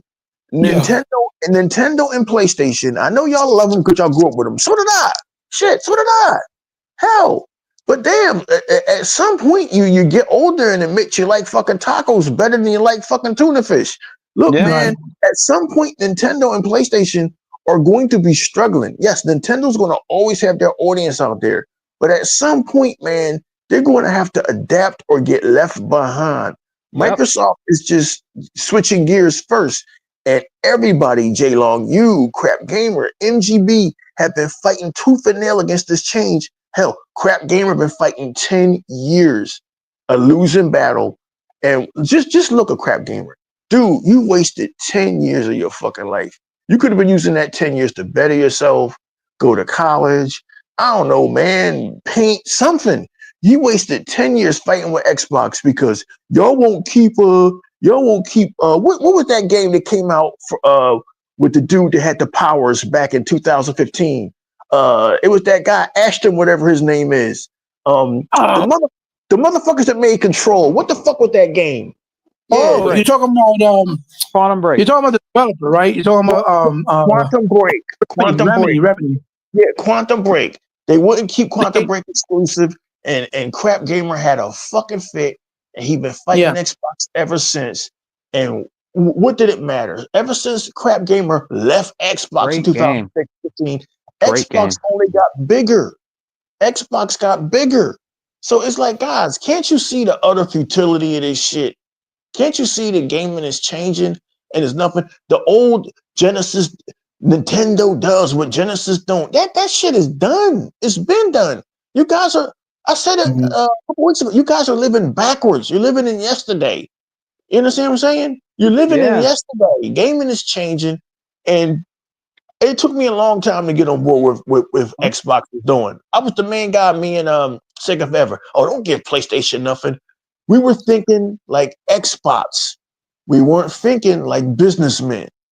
Phil and Satya Nadella are thinking like businessmen, and that's why they're winning. Well, they're third place. See, y'all still counting boxes sold, and this is why you fail. And this is why you're over there at PlayStation paying $70 for fucking games, because you don't fucking get it. We over here, man, we pay one flat rate for subscriptions. Yep. And I showed it earlier. My download queue is full. I ain't gotta buy no games this year if we don't want to. None of us do. But like, I mean, you know, we're not gonna spend the rest of our lives explaining this shit, man. We already gray in the fucking face. We're not trying to spend, like, why should we have to keep explaining this shit over and over to y'all like we in fucking third grade? Y'all not down with it? Fuck it. It is what it is. But right now, we doing a victory lap, dude. And I'm enjoying every second of this, fellas. Yeah, and J Long, brother, let me answer your question here, bro. He says, I don't care about Microsoft's profits. Why buy the box with less games? Are you talking about PlayStation? That's not Xbox that has less games. Exactly. So I don't know what you're talking about when you say that. I mean, nigga, where you been? Where the fuck you been? Like you better do a check and see what PlayStation has coming out the next 2 years, and do a check of what Xbox has coming out this year, nigga. What the fuck is you talking about? Hey, I don't know what he's talking about. It ain't Xbox. I mean, yeah, I don't know what he's talking about, man. I mean, you know, if you're a PC dude, cool, but I mean, it's not Xbox, brother. So and again, I told you earlier, J Long, Xbox don't give a fuck if you buy the box or not. They don't care. Listen, J Long, dig this, bro. Xbox don't give a fuck about you. Also, they don't give a fuck about me. They don't give a fuck about. All they care about is money. That's what a business is supposed to do. You think WWE care about their fans? No, they pretend to. They just want you to buy tickets to their shows. That's it, and buy merchandise. That's what a business is supposed to do. Only a fool thinks that these companies, they're our friends. I don't care about Microsoft's profits. Well, you should, because Microsoft's profits is what's keeping games on PlayStation right now. Why buy the box with less games? What do you mean? Do you mean PlayStation? Because PlayStation ain't got shit. Like, dude, if you don't want to open your eyes, look, J-Long, real rap. And this is the last time I address you. If you don't want to wake up, bro, I'm not going to wake you up. And with that, to you, man, I say good night. If you want to stay asleep, stay asleep. I ain't going to wake you, my nigga. But when you do wake up, remember that E-Rock X told you this shit, January, whatever this is, 2025. Go ahead, guys. Plus the other thing too, E-Rock, like the question he said, why do I care about the profits that Xbox makes? Well, because that profit is what continues to keep the doors open. Yeah, you need companies to make profit, because if they don't, then how they're going to continue to make more games, add better quality of life features to their ecosystem, their console, and whatever they offer? How they're going to continue to make new IPs or continue to make more games? You have to make profit. That's why right now you see Sony in the position that they're in. that they haven't been able to really make any games. And as soon as they announced that Ted Price was leaving, for example, with Insomniac Games, what's the first thing they were addressing? They said, right now, we don't know how this is going to affect the release of Wolverine. So now that they said that Wolverine would come out in 2025, they're saying they're not sure and that they don't want to speak on it right now, that they'll speak on it on a later date. What does that tell you? That means that even something as simple as somebody like Ted Price leaving hurts a developer in a way where they got to completely change their strategy. That's what happened to the developers of Hi-Fi Rush. They were on the verge of closing down because their leader, I forget his name off the top of my head. E-Rock, if you remember his name, please let me know. He left, right? Said he was retiring because he'd been in the industry for like 20, 25, 30 years. Then 2 months later, after he got the retirement back from Microsoft, he goes, hey, by the way, I'm opening up a new studio. Whoever wants to come with me, come over. And lied about what he said.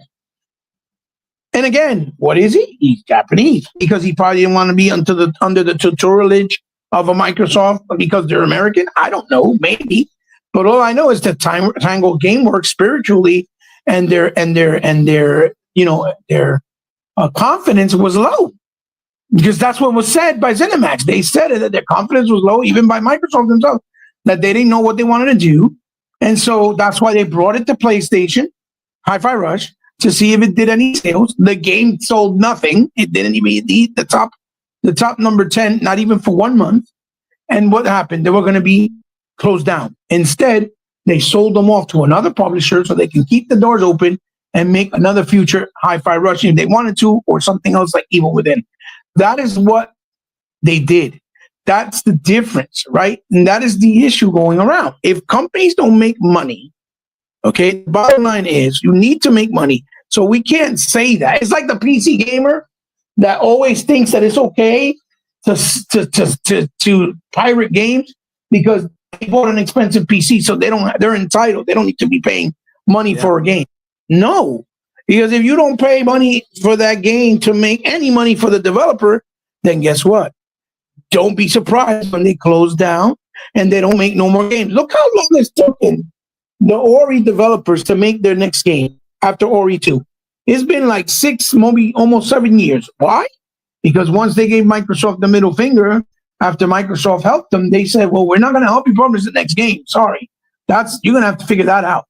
And what's been happening has been taking them forever to publish their next game and finish it, because now it's coming out of their pocket and they're going through the actual trials and tribulation of how hard it is to make a game without the pockets of a company like Microsoft. Do you understand what I'm saying? Yeah. And that's the whole point. And as far as Xbox guys, we're not going to suffer because every game that they put their hands on or they got their hands in, whether it's to help publish or first party, we as gamers on Xbox are going to play it first via Game Pass. And we even have the right to buy it day one or whenever we have the money or in our leisure, when we feel like it. You can't do that on PlayStation. You can't do that on Nintendo. If you don't buy it day one, that's it. You miss out. You can't play it. You got to pay it full price, or you got to buy it at a later time at a cheaper price, and that doesn't help the developer, nor does it help the game. The only reason Nintendo manages to keep their games expensive is because they don't pay a lot for their games. A Mario brother, like a Mario Odyssey, don't cost $200 or $400 or $500 million to make. Mm-hmm. I guarantee you that Nintendo's entire exclusive lineup of this generation on the Switch combined cost what Microsoft paid just for Halo Infinite, which was $500 million. Yeah, I guarantee you. Combined, every exclusive they made this generation on Nintendo probably combined makes the amount of money that Microsoft paid only for just Halo Infinite. So until Nintendo actually start taking big risks and actually make real hardware for next gen with real hardware graphics and technology, Nintendo's not going to really know what the danger is of making games in this era. Yeah. They're sitting in their laurels because they're playing it safe, not spending enough money, in other words, they're staying within their means. They know their place and they're staying in the corner with like a little kid that did something bad and staying in the corner. They're not trying to fuck with the big dogs because they know if they do, money-wise, technology-wise, it's going to bite them in the ass because if the console costs $500 million, $500 with actual tech, and then the Mario that they made next cost them $300 million. Even if it sold 15 million or 20 million copies, they're not going to make up the money back to cover for that $300 million. Yeah. They'll probably be breaking even. And that's when they'll really know. And that real testament, if Nintendo's really the shit, is really going to be proven. And if they really are the shit. But I guarantee you, if they started spending that kind of money, Nintendo will be even in a worse position, probably than Sony themselves. I guarantee you. What you just said makes so much sense. It took me forever to figure out why Nintendo always releases consoles that are generations behind everything else. They've been doing this now for 18 years. Yeah. And it's looking like it's cheaper to use outdated fucking chips and weaker hardware because it's cheaper to R&D a weaker console than like Hebot just said. Put all your chips on the table and say, we're putting a powerful console out there that's going to have all the latest technology. They can't do it. They can't do it. Hey, Rock, look at the Switch 2. The Switch 2 hardware was already confirmed to be the Xbox One. It's the Xbox One hardware. And you guys remember when the Xbox One came out, what was the first critique? Damn, these hard consoles, no. Yeah, that was one of the narrative, but the narrative was, damn, this hardware is dated. It's 15 years old. So then what? Are they going to have the same consensus mindset and energy that they did with Xbox One when it came out with the Switch 2? Hell no. They're going to all be on their knees to fillet this shit. Oh, the Switch 2. Like I said, fucking knees. The Nintendo Switch 2 right now feels like a Nintendo Switch Pro. That's the honest truth. Wow. That's what it feels like. So again, you're telling me that you're going to do that comparison when a company like Microsoft and even PlayStation, when Nintendo only plays it safe. That is why they stay in their lane, and that's why they haven't lost any real ground, because they stay safe. Plus, remember, they combined the goddamn portable market with their console market.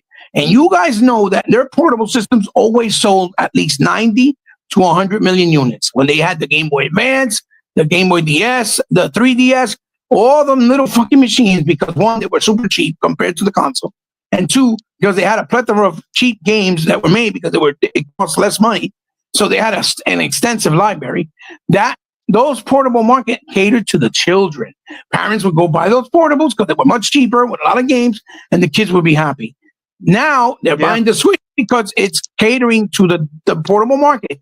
I see more Switch Lites, right, sell than the Switch with the actual console base where you can make it into a console. I see the Switch Lite selling more than those consoles, meaning the one that's just portable that you don't even attach to a dock, which tells you and completely proves my point and my argument that it's the kids that like portability, or the people that like portability, that are supporting the Switch, because it's a $200 machine. It's cheap. They could take it on the go. Why not buy it? And that's why they do that. That's why I think Microsoft is trying to do the portable option, so that if people that want to pay less money but have their games on the go, they can do it and not sacrifice the home console with all these developers crying about, oh, it's not enough memory, when the fact is that they're just being lazy, because we already got proven that you can run games like Black Text Coupon on the S with only 10 gigabytes of memory, because it only allocates 7 gigs of VRAM, of video memory. That's all it needs. And it has 3 more to allocate everywhere else. So that means it could run. It's just that company or developer, like they said, either they don't have the experience because it was their first game, or 2, they're just being lazy, or 3 is just a cop-out because they did the deal with Sony to have it as a timed exclusive. It's one of the 3, or all 3 combined. Because the Turk that used to be a fucking goddamn developer has a YouTube channel. He did it and showed it clear as day. Wukong running on the same specifications as the Xbox Series S on PC. He did the same exact thing, and it ran perfectly with no problems and no issues. So again, the bottom line is, Nintendo, if they try to be risky and put themselves in the same position as Sony and I mean Microsoft and Sony spending the big dollars, Nintendo will also be right now hemorrhaging. They almost died with the Wii U. They said it. Yep. They said it. Which would have never done well. We would have had to go bankrupt. With the Switch 1, yeah, that's true. And the Wii and the that Wii. Is true. And the Wii was the biggest selling console of all time. And why was the Wii still considered a failure?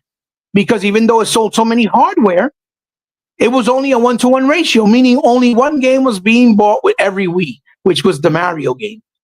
It wasn't selling software. And that's where you make money, in the software department. So it wasn't selling. And that's why the third parties all started backing off. That's why in every generation, if you notice, the Switch games or the Wii consoles always have great third-party support and third-party exclusives when they first launched, the first 2 years.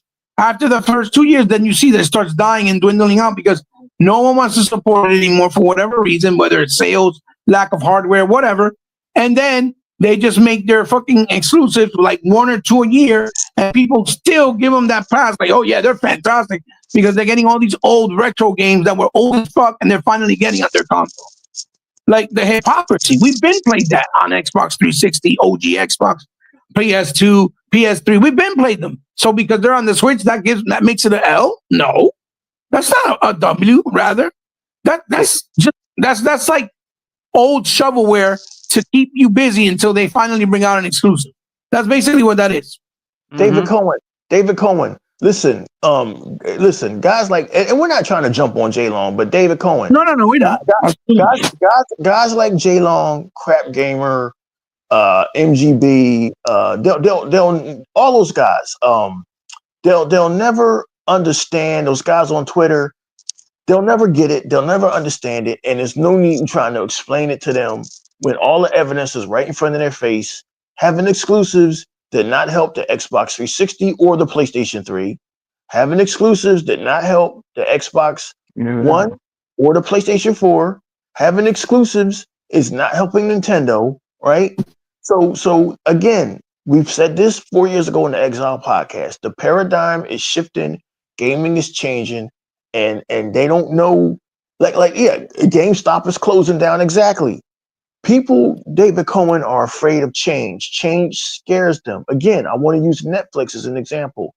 Netflix, the whole idea of Netflix streaming movies scared the hell out of cable companies. The cable TV companies' whole business model was to have you buy a cable package and then charge you money for renting a box, right? Mm-hmm. Netflix said, no, we're going to sidestep all of that shit.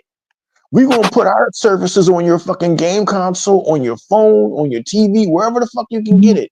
They flipped the script. Yep. Xbox is flipping the script, and people don't understand it, nor do they want to understand it, because they can't understand that Sony is not in the position that they claim they're in. It's all been smoke and mirrors. Nintendo is hanging on by a thread, and Microsoft right now is the only ones that see this shit. Or Phil Spencer, who everybody likes to give shit, he foresaw this shit 7 years ago, right? When he introduced Game Pass, he saw this shit years ago and said, we're going to have to change our business model. And it's so funny that since he's done that, suddenly the Microsoft executives who never paid attention to Xbox, they started coming downstairs. Hey, what are y'all doing down here? Oh, we made how much money this quarter? $3 billion. Oh, well, maybe we should let Phil buy Bethesda. Oh, Phil wants to buy Activision? Maybe we should let him buy Activision. It's so crazy that Microsoft is now suddenly all in with Xbox, because he about to tell you they never were before. And they damn sure weren't during the Xbox One generation. Phil had to fight that battle by himself. Now, all of a sudden, Microsoft, one of the most powerful companies on the planet, is all in with Xbox. It's just letting you know where the direction of gaming is heading. But David Cohen, they don't want to hear this because they grew up with PlayStation. And I get it. I understand it. Dude, nobody gets it more than me. Everybody hates change. But sometimes change is what's needed. Dude, I didn't understand what the fuck Netflix was doing. But now I love them for it.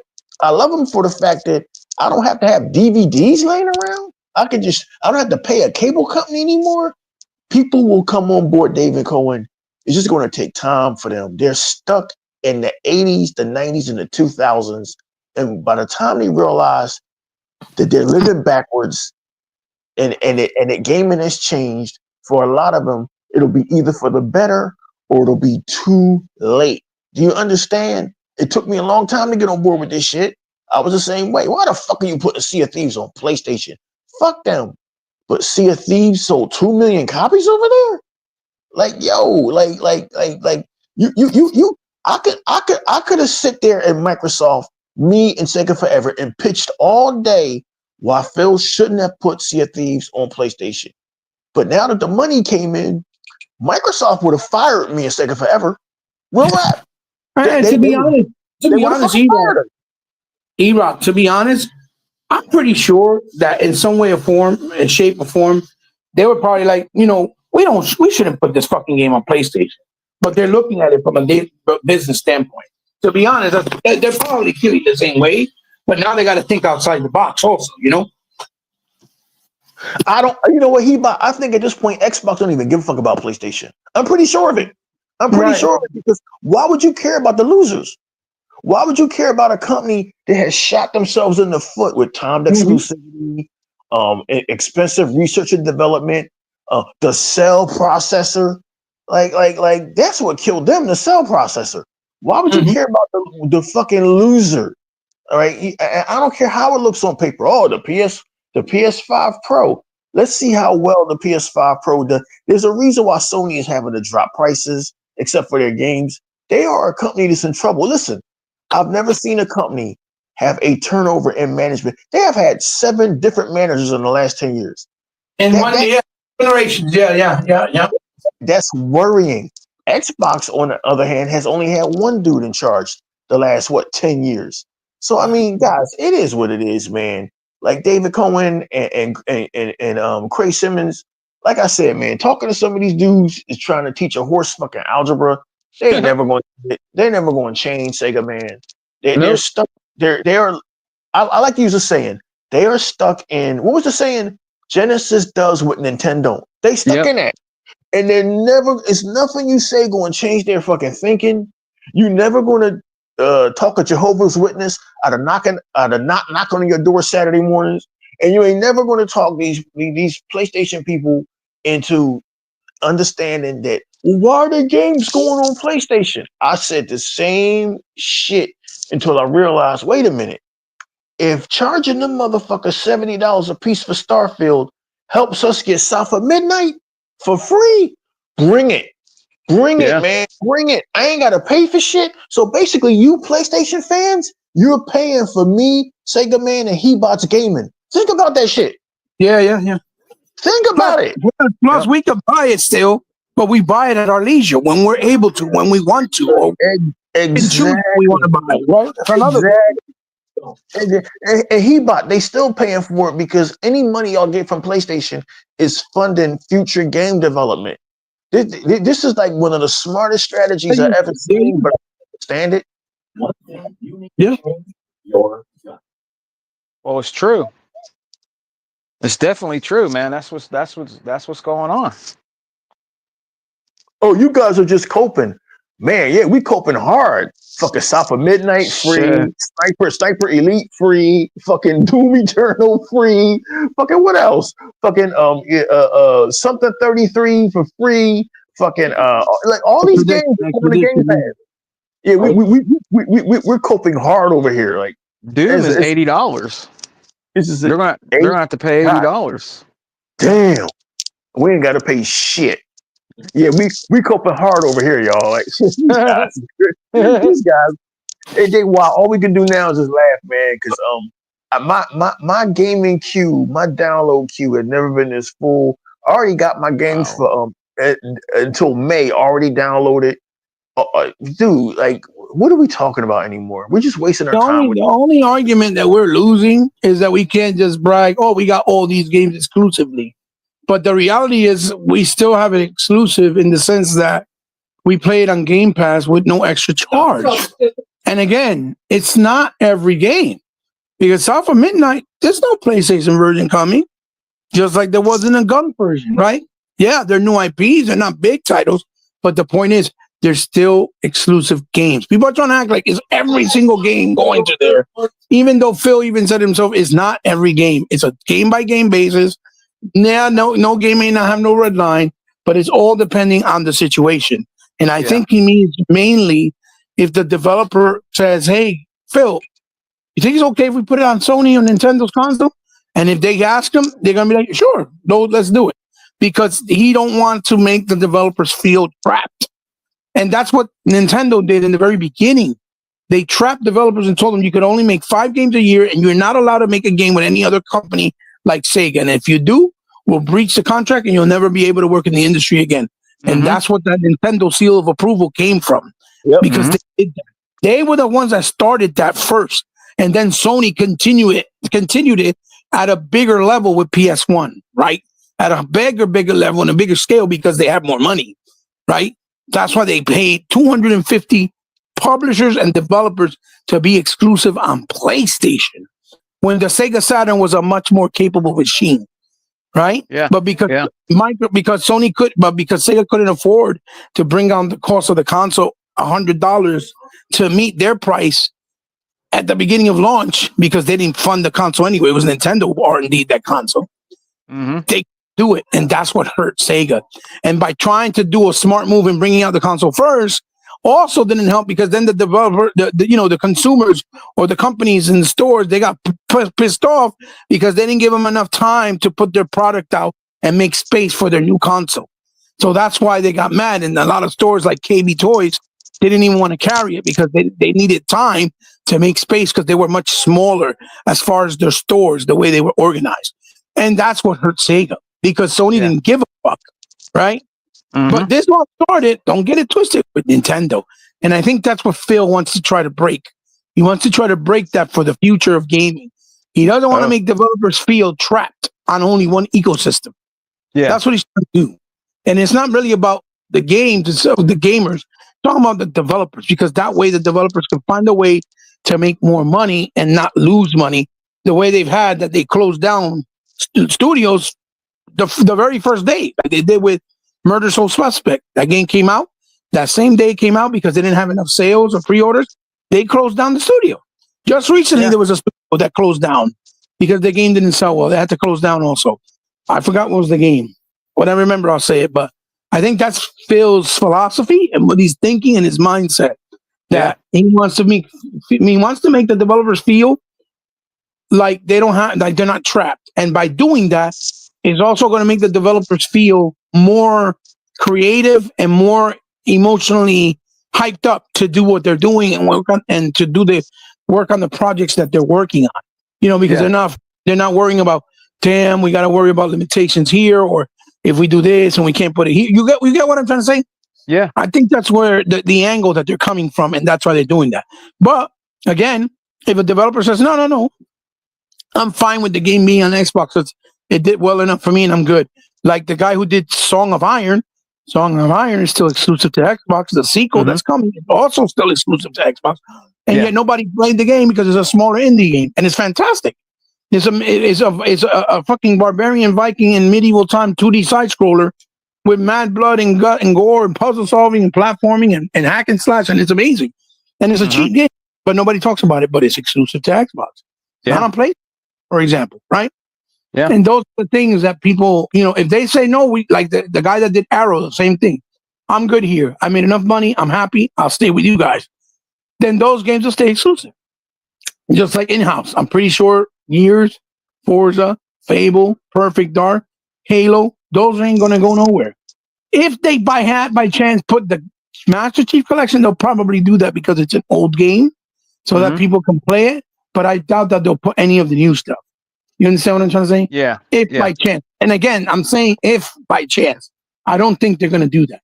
I think they're just going to put whatever is newer that people make, or whatever we were used to always seeing as multiplat, like Doom, right? Because Doom's always been multiplat, or like Call of Duty, and call it a day. I think that's where their strategy is really going to. Because again, South of Midnight, brand new, looks fantastic. They own the studio and the game. And remember, their first 2 games were not exclusive. Contrast was not exclusive, and neither was We Happy Few.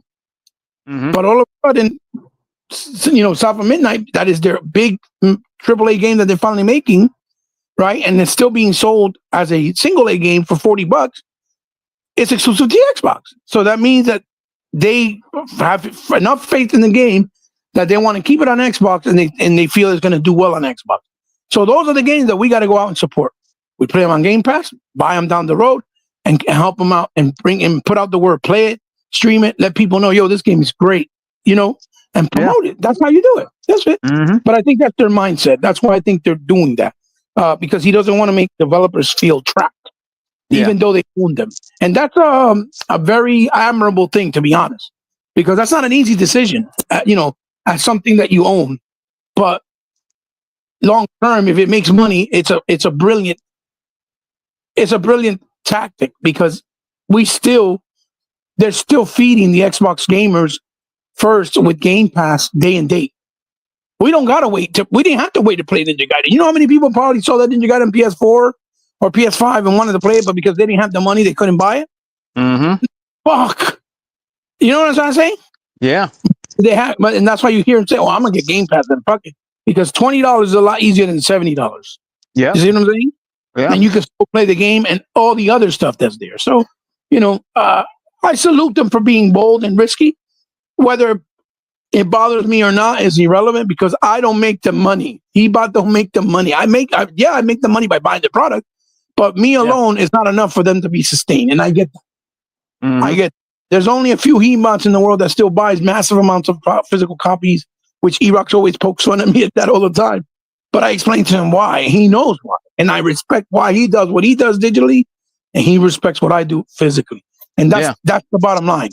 We've matured, we've grown up to understand each other's differences or indifferences, because that's what we're supposed to do as gamers, adults in general, period.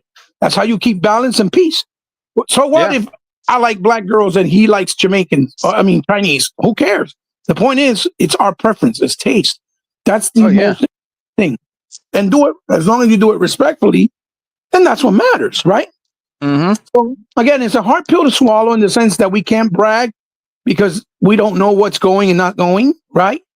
But as long as we still keep getting preference of getting to play the games first on Game Pass, right? Yep. Being able to take them with us in the future with every console we get, without having to rebuy it, by owning them already, right? That's another plus. And the sense that we'll still get some exclusives that maybe, that you'll never see on, let's say, Sony or Nintendo. We'll still have at least a few of those laying around still. Maybe it'll be 50 versus 300, but at least we still got those 50. You get what I'm trying to say? Does that make sense? Yeah, it does. I mean, not to be too long-winded, I think Erock cut out or he left. He left, man. Yeah, so, I don't know. I think that's a good place where we can end it, brother, because I know you've been on for a while. But again, it was lovely to come back on. I kind of was mad at first, because I was like, he didn't send me a link and he sent everybody else a link. What the hell's going on? So I was trying to you twice, didn't I? Yeah, well, I was trying to call you to find out what happened, and I was mad. I was just talking. I'm fucking mad right now. And I was like, I was like, Sega man only loves E-Rock and fucking. Oh, heck no, bro. You know that. And we're all brothers. That's because I'm not black, right? That's because I'm not. But I was just being silly. But whatever. The case is, thank you for sending the link. I appreciate it. No problem, brother. No problem. Also, I hope we can get on for a little while tonight before you go to sleep, because I told you I want to play that turbo. Play something real quick if we can. Yeah, we can. And it was good conversation. Like I said, are we all happy with what they're doing? Xbox direction? No, not exactly. And I'm going to do a video, like I said, talking about why it's still important to have exclusives on a console versus a PC. Yeah. I'm still going to do it. Hopefully I'll do it tomorrow when I'm on the car on the road, because I'd like to have my quiet space to think about what I'm going to say. Because I do everything off the hip. You know that. I don't script anything. So, but again, guys, I think that if we just calm down, relax, let the process go through, we'll see what they're doing long term. And I think that even though we feel like we're going to be disappointed with Xbox, once we see what happens long term, I don't think we're going to be that disappointed because it's not going to be as bad as we're thinking or feeling right now, right? Because when Phil does those interviews, he's very clear in what he's saying. And he's not saying, oh, every game must go here. No, he's saying if it works on the platform, we'll try it. And again, it all depends on the developer and how they feel as well, because we don't want to build walls or gatekeep whatever they're doing. And he knows that if a developer is doing a game exclusive for Xbox and these old school guys that are too attached to just one brand refuse to buy Xbox to play it, he knows they're not going to play it. If the developer says, can we just put it there then see if they'll play it, that would be a better choice for the developer as well, because it'll help out the game and it'll help them because they make money, which ultimately helps Xbox make more games for us, the gamers. That's how you got to look at it. It's just a new way of doing things. And, I know it's hard to understand and kind of swallow and kind of adapt to. But I think, like I said, long term, once we see that it's not as bad as we're thinking it's going to be, that we won't be as mad and we won't feel relegated to saying, oh, fuck Xbox or the console. I think we're going to be like, oh, you know what? We're going to be like, you know what? This is not as bad as we thought. It's going to work out for us. And it's actually pretty awesome. That's what I think is going to happen. Yeah. I think, man, it's just all up in arms, man, everything, man. But hey, it's going to be all right. Well, let me ask you a question before we leave, brother. Do you really think that Microsoft, right, with all the success they had through the years, with, let's say, Halo or Gears, right, or something like that, right, that they're going to be, like, let's say this year in E3, they say, well, Gears of War E-Day is coming this year, right, for the holidays. That's their holiday game with Fable, let's say, right? Yeah. And then they'll be like, oh, yeah, and by the way, it's going to come out on PlayStation the same day. They're not going to do that. That's never going to happen. No way. No. That's never going to happen because they know that that's the face of Xbox, the mascot of Xbox. Yeah. Oh, yeah. Those are the reason why people buy Xbox is it identifies with the console, right? And that's why console needs those things, because a console only does one thing. It plays video games.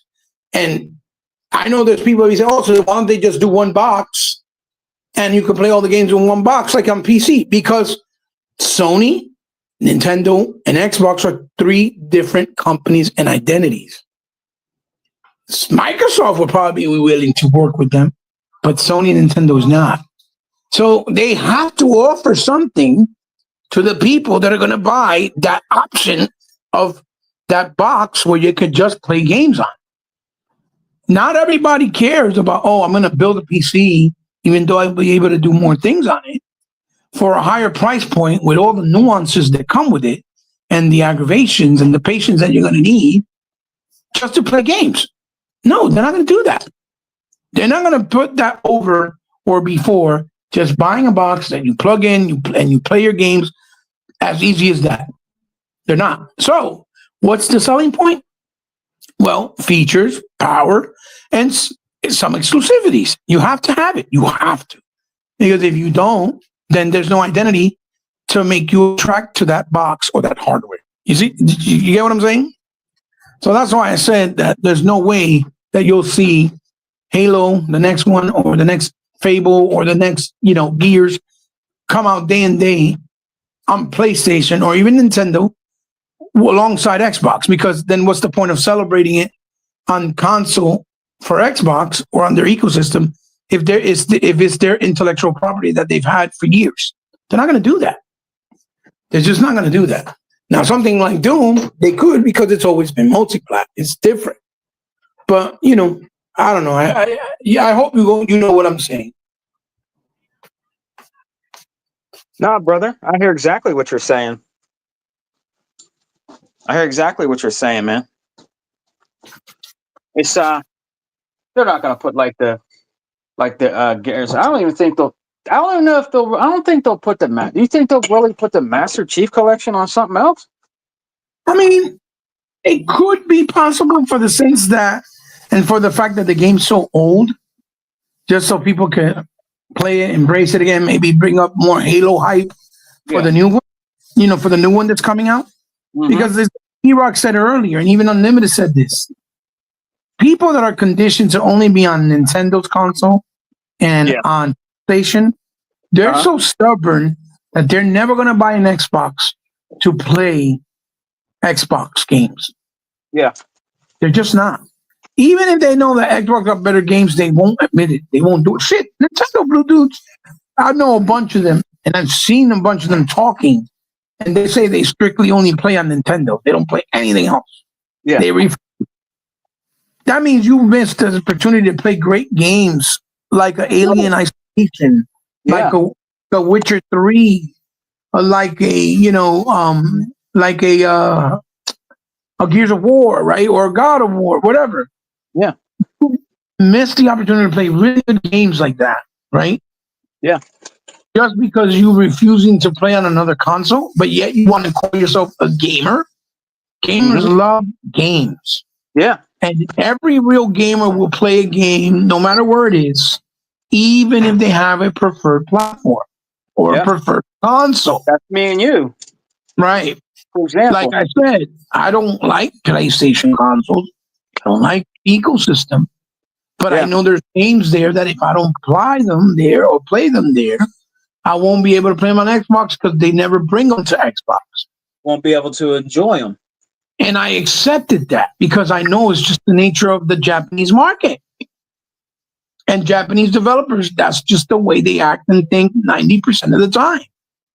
The other 10, they're not stupid. They're on Xbox, they're on Game Pass, they're working with Microsoft because they want that money and revenue from everywhere.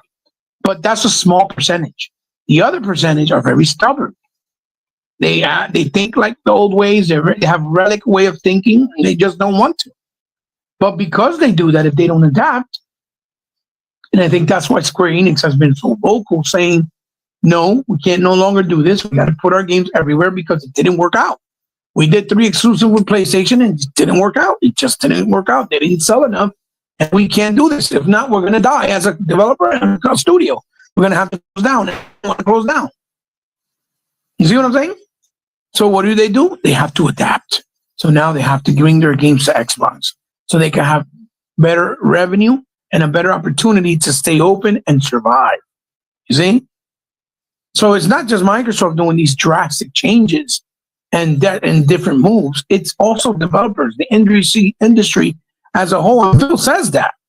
For the industry in the state that the industry is in right now, we got to do certain things that are not commonplace, that are kind of unethical for what we've been used to for years. And that's what he's talking about. He's talking about games being expensive, not selling well, staying, trapped with a game only on one platform. Look at how many games that have been dead that we haven't been able to play because it's only been on one console. Tatsunoko versus Capcom, Mad World, Bayonetta 1 and 2, Ultimate Alliance, Marvel's Ultimate Alliance 3, Spider-Man 1 and 2, right? What was the other one? Devil's Third. A bunch of good games that we can never play unless we emulate them or unless we have the old console still, like the Wii or the PS2 or the PS4. Look at PS3. House of the Dead 4 is stuck there. I can't play it anywhere else. Not only House of the Dead 4, House of the Dead Overkill, which was an awesome fucking game, stuck on the Wii and the PS3. It's nowhere else. If those consoles die out and we can't get them anymore because there's no longer anyone anymore that exists, we'll never be able to play those games anymore. Do you see what I'm saying? And I have that House of the Dead Overkill on the Wii. Oh, yeah. They did a remastered version that was a director's cut for PS3. So I got rid of my Wii one and I bought the PS3 one. So I have it on PS3. Can I play it backwards compatible on the Xbox? On the PS5? I don't know. Never tried it. I'm not even sure. But the point is, those are games that I wish we had because House of the Dead 4 never got a physical copy. It's only digital, right? And they never brought them out. Unless Sega goes, because they did House of the Dead 2 remastered now and House of the Dead 1. That's why I said we got to support those, because if we support them, the likelihood of them making 4 and 5 that are stuck on consoles and in the arcades is higher and more probable. We'll be able to play them because they'll take the chance and remaster those and bring them out for the new consoles and put it everywhere. That's why I said that if you buy Ninja Gaiden 2, it's going to be good for them too, because then they can remaster Ninja Gaiden 3. Or they could even do the Ninja Gaiden that was on the DS. Remember the one Nintendo? They could remake that one for consoles and bring it out as well, which they could have done with the Arkham game that was on the Xbox 360 store, and the other one that was Castlevania, the Castlevania game. I forget the name of it. The one that was 2D. What was it called again? I forgot. Mirror of Fate. Mirror of Fate. Castlevania Mirrors of Fate, which is a 2D one that was on DS. Then they brought it to the Xbox 360. And now if they actually made money, they could remake it and bring it out to the big consoles. You know what I mean? Those games need to be out, like the Castlevania Rebirth. You know what I mean? That was also on the Wii U store. You can never play them anymore, right? And that's the problem that people don't understand. And that's why Microsoft is taking this approach, that all the games move forward with you, and that they want to keep helping developers to bring out games and they can put it in more places. It'll survive in more places. And they're not forcing anybody to, oh, you got to buy our console and our console only. They're saying, we want you to buy our console. And if you are, we're going to give you this in our console. But if you want to play on the one that you like, that's okay too. We'll give you some options of our games there as well. And I think that's how they're seeing it. Because remember, once they play the Xbox games, if they really enjoy them, they can probably also convince them to be like, you know what? I'm going to get an Xbox so that I can play them on Game Pass, because it'll save myself money. And then I can put that money towards other games that are not on Game Pass, like Space Marines 2 was, right? And then you're able to buy Space Marines 2. You see what I'm trying to say? It's like a domino effect, you know? Yeah, exactly. So those probabilities are also possible of happening by them doing what they're doing with the strategy they're trying to do, and that they're implementing now with the Xbox ecosystem. So again, like I said, it may not make us happy at this point, but I think long term, when we see what's going on in the bigger picture, I don't think it's going to be as bad as we think. And I think we'll be able to live with it. And I think we're going to be like, you know what? This is cool. We get it. And it helps us as gamers, the industry, the developers, and the games, first and foremost. Long term, it'll help them and help that better, you know, which is what we want, because we don't want the gaming industry to die, right? Yeah. But, you know, it'd be sadder, I think, if it actually did die, because we were still thinking not outside the box, thinking selfishly and not really opening our minds to different approaches, methods, or tactics and how to reach more players, right? Yeah. You know, it's just unfortunate. It's unfortunate, but that we're going through the growing pains again. And it feels like we've been fighting with the industry all our lives, even though it's the one industry that we love so much, right?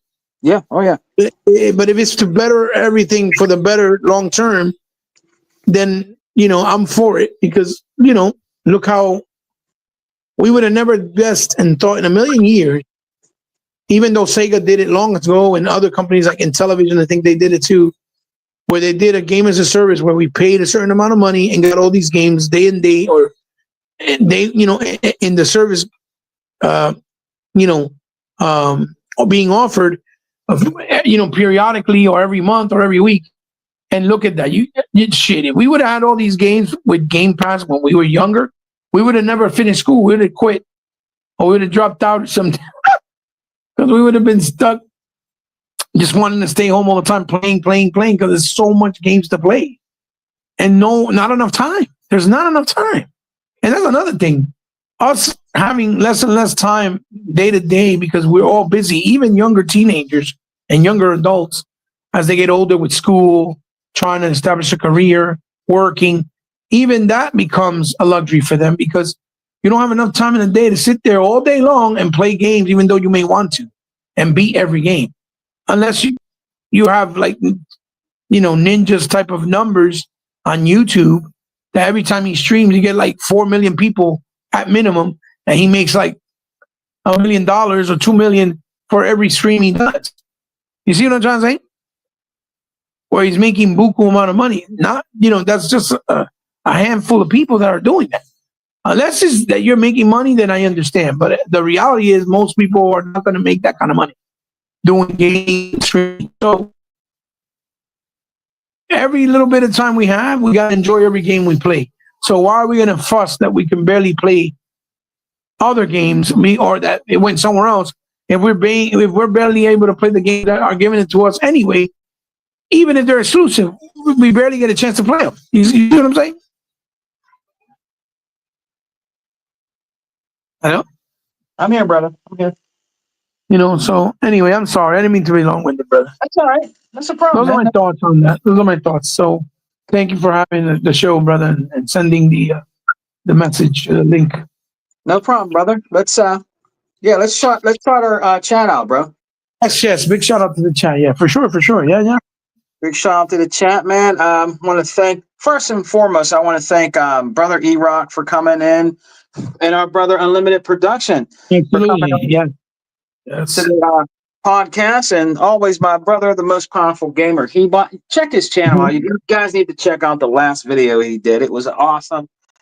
Everybody loves when Hebot does his videos in his cars, talking about, PlayStation, Nintendo, Xbox, things that are going on in gaming. So if you haven't checked it out, go to his channel and check it out, man. It's great stuff. He's very informative, in my opinion, all the time. He's always have been. So check out the Toys in My Closet too, man. There's great stuff, guys. You guys got to really check that stuff out, man. It makes you want to go out and actually buy a figure or collect, man. Seriously, it's great stuff, guys. So check brother Hebot out, man. And no problem, brother. I always got to shout you out on here. You know that, man. And big shout out to Toolman, Slick Slayer, Craig Simmons TV. I haven't seen him in a long time. Big shout out to him, man. He's back doing videos. He's been doing videos again. Is he doing videos again? Yeah. Mm-hmm. All right. Got to go check him out. Big shout out to Rain. I see him up there as well. Shout out to Rain, brother Unlimited Productions, and then he came in here. Who else we got? We got Dave C, Dave Cohen, Yazbaz. Even Jay Long, all the, it doesn't matter if we agree or disagree. It's good for conversation. Yeah, I have no hate or any ill will for Jay Long. That's his opinion. He's entitled to his opinion. Yeah, absolutely. Yeah, so big shouts out to you, Jay Long. You can always come back and always voice your opinions on my channel, man. There's no bias here, brother. You can always come on here and rock out with me and Hebot and the crew. No bias here, man. Big shouts out to 108 Dragon. He's going to give me the business because he's going to say, "Why didn't you let me in?" But he was right. He gonna be like, "You motherfucker." He's going to say something to me. He's going when he sees me, you didn't invite me again. Right. But it was an impromptu. Yeah, so bro. It's hard, Yeah, and man. plus, the thing is that you don't always be on Twitter either. For you to send them a link, probably the easiest way would be through a link on Twitter because you don't have a phone number, right? A private number that you could just send to him. That's why. So it's a little harder. I need to talk to him because I do want him to come on. If he wants to come on, I want him to come on. I need to get his contacts. Right. So come on, man. So I have to get with him. Slick Slayer was in here. Rain G4, like I said again, he's actually a moderator now. Nice. And who else we got, brother? We had who else did we have? We had I said Jay Long. Foster, is that his name? Forrester? He was in here. Forrester, yeah. Forrester. Our brother Other Zinc. Big shots out to Zinc. Yeah. If you click each comment, I can see the names and help you with who it is if you want. Okay, we have Dave C right here. Foster. Right. Who else do we have? I think I might. That's it, man. And big shots out to our brother Sega Forever. I really tried Sega Forever. I know you're going to probably listen to this later, brother. I tried to get on the podcast with you twice, and every time I tried to get on with you, man, I had to do something with my family. I had to do something. I see he sent me one, Here I'm out with my son. I'm like, oh He man. sent it to me too, but I was knocked the fuck out. 'Cause, I don't sleep well. I told you this many times. I Yeah. don't sleep well at night. A lot of Yeah. times when I finally fall,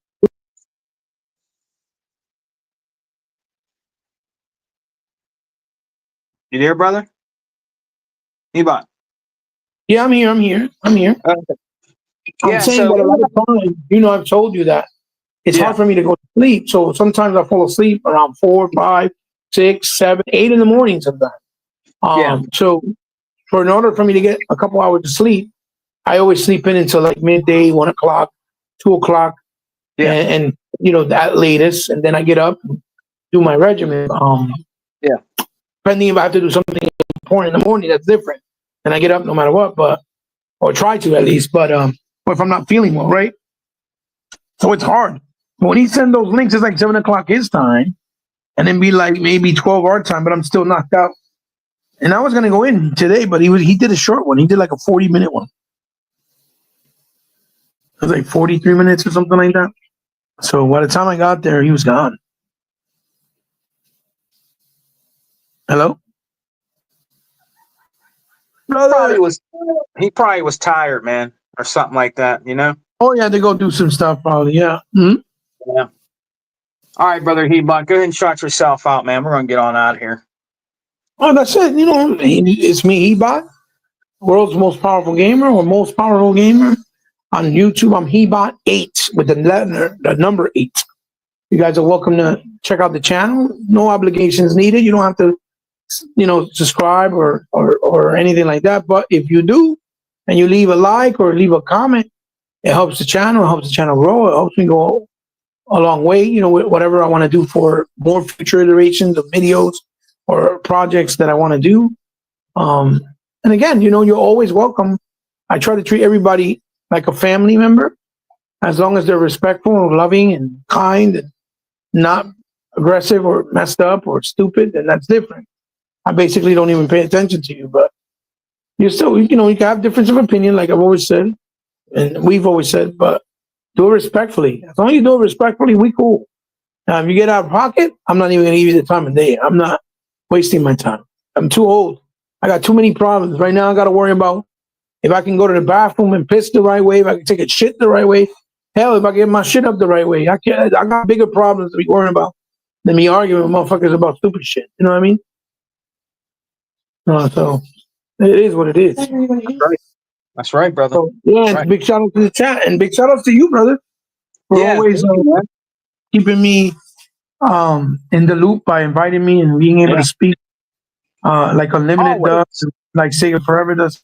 It gives me Always. opportunity to talk, especially that I can't always do anything myself. I want to bring back We Got Next this year, Yeah. hopefully, but realistically speaking, I just got too much on my plate right now. Yeah, that would be nice, brother. Remember, I'm trying to find a home. I'm trying to reestablish my finances, and probably I'm considering even bankruptcy to a certain point. Yeah. To try to fix my shit better or easier, because it's just things are rough out here, man. Things are rough since COVID happened. She got fucked up. So Yeah. and then me being ill and getting sick doesn't help in any way, shape, or form. Yeah, bro. And I got to worry about my wife as well. She got ailments that she needs me, and I need to take care of her. So it is what it is, brother. But it's always a pleasure to hang out with you guys. You know that. We have fun. We always have fun, and I think we always we have good chemistry. We're able to talk and agree and disagree. It's the same way when we do our podcast, when we used to do direct gaming with our brother Ghost and 100 and even Kaleidoscope and even J-Long at that time. It was good chemistry, and we were able to speak our minds, whether we agreed or disagreed. It didn't matter. Yeah. That's the way it should be. We're adults. We're not kids. So, there's no sense getting mad over something stupid or superficial. Oh, no. It's all good. Yeah. Like I said, brother, thank you for having me on always. I treat this like a second home. The same way I tell Unlimited and the same way I tell Sega Man. Those are my second homes. I got multiple homes right now when I'm at least doing the podcast with you guys. Yeah, man. Oh, of course, man. You know that. You can always come here and rock out with me and say what's on your mind and take your time. You know what I mean? I know. I appreciate it, man. Thank you. Yeah. Well, on that note, guys, I'm Sega Man 101. Thank you for coming to the Xbox Power Podcast. I want to give a big shout out to the chat, man. Thank you guys for your support. Me and Hebot from Unlimited Productions, Daya 4568, Tuckmaster, GJX Tuckmaster, myself, E-Rock, Others Inc. Man. You We have to bid tell- you, yeah. yeah, and Tuck, I gotta get with him, man. But Yeah, he did we a bid, video. I put it up on the chat, and I didn't get a chance to watch it, but I don't want him to think that I was ignoring him. So big shout out to Talk. yeah, big shouts out to brother Tuck, man. Good guy out there. Big shouts out to our Hawaiian brother, Sega forever, man. Hopefully we'll get back with him. It's always fun. We got good chemistry with Sega bum. forever all the time, man. That bum. But hopefully we can get back with him. And guys, do another podcast. So we bid you a good night. Man, there's no power greater than X. And remember, we're eating good over here, guys. Peace.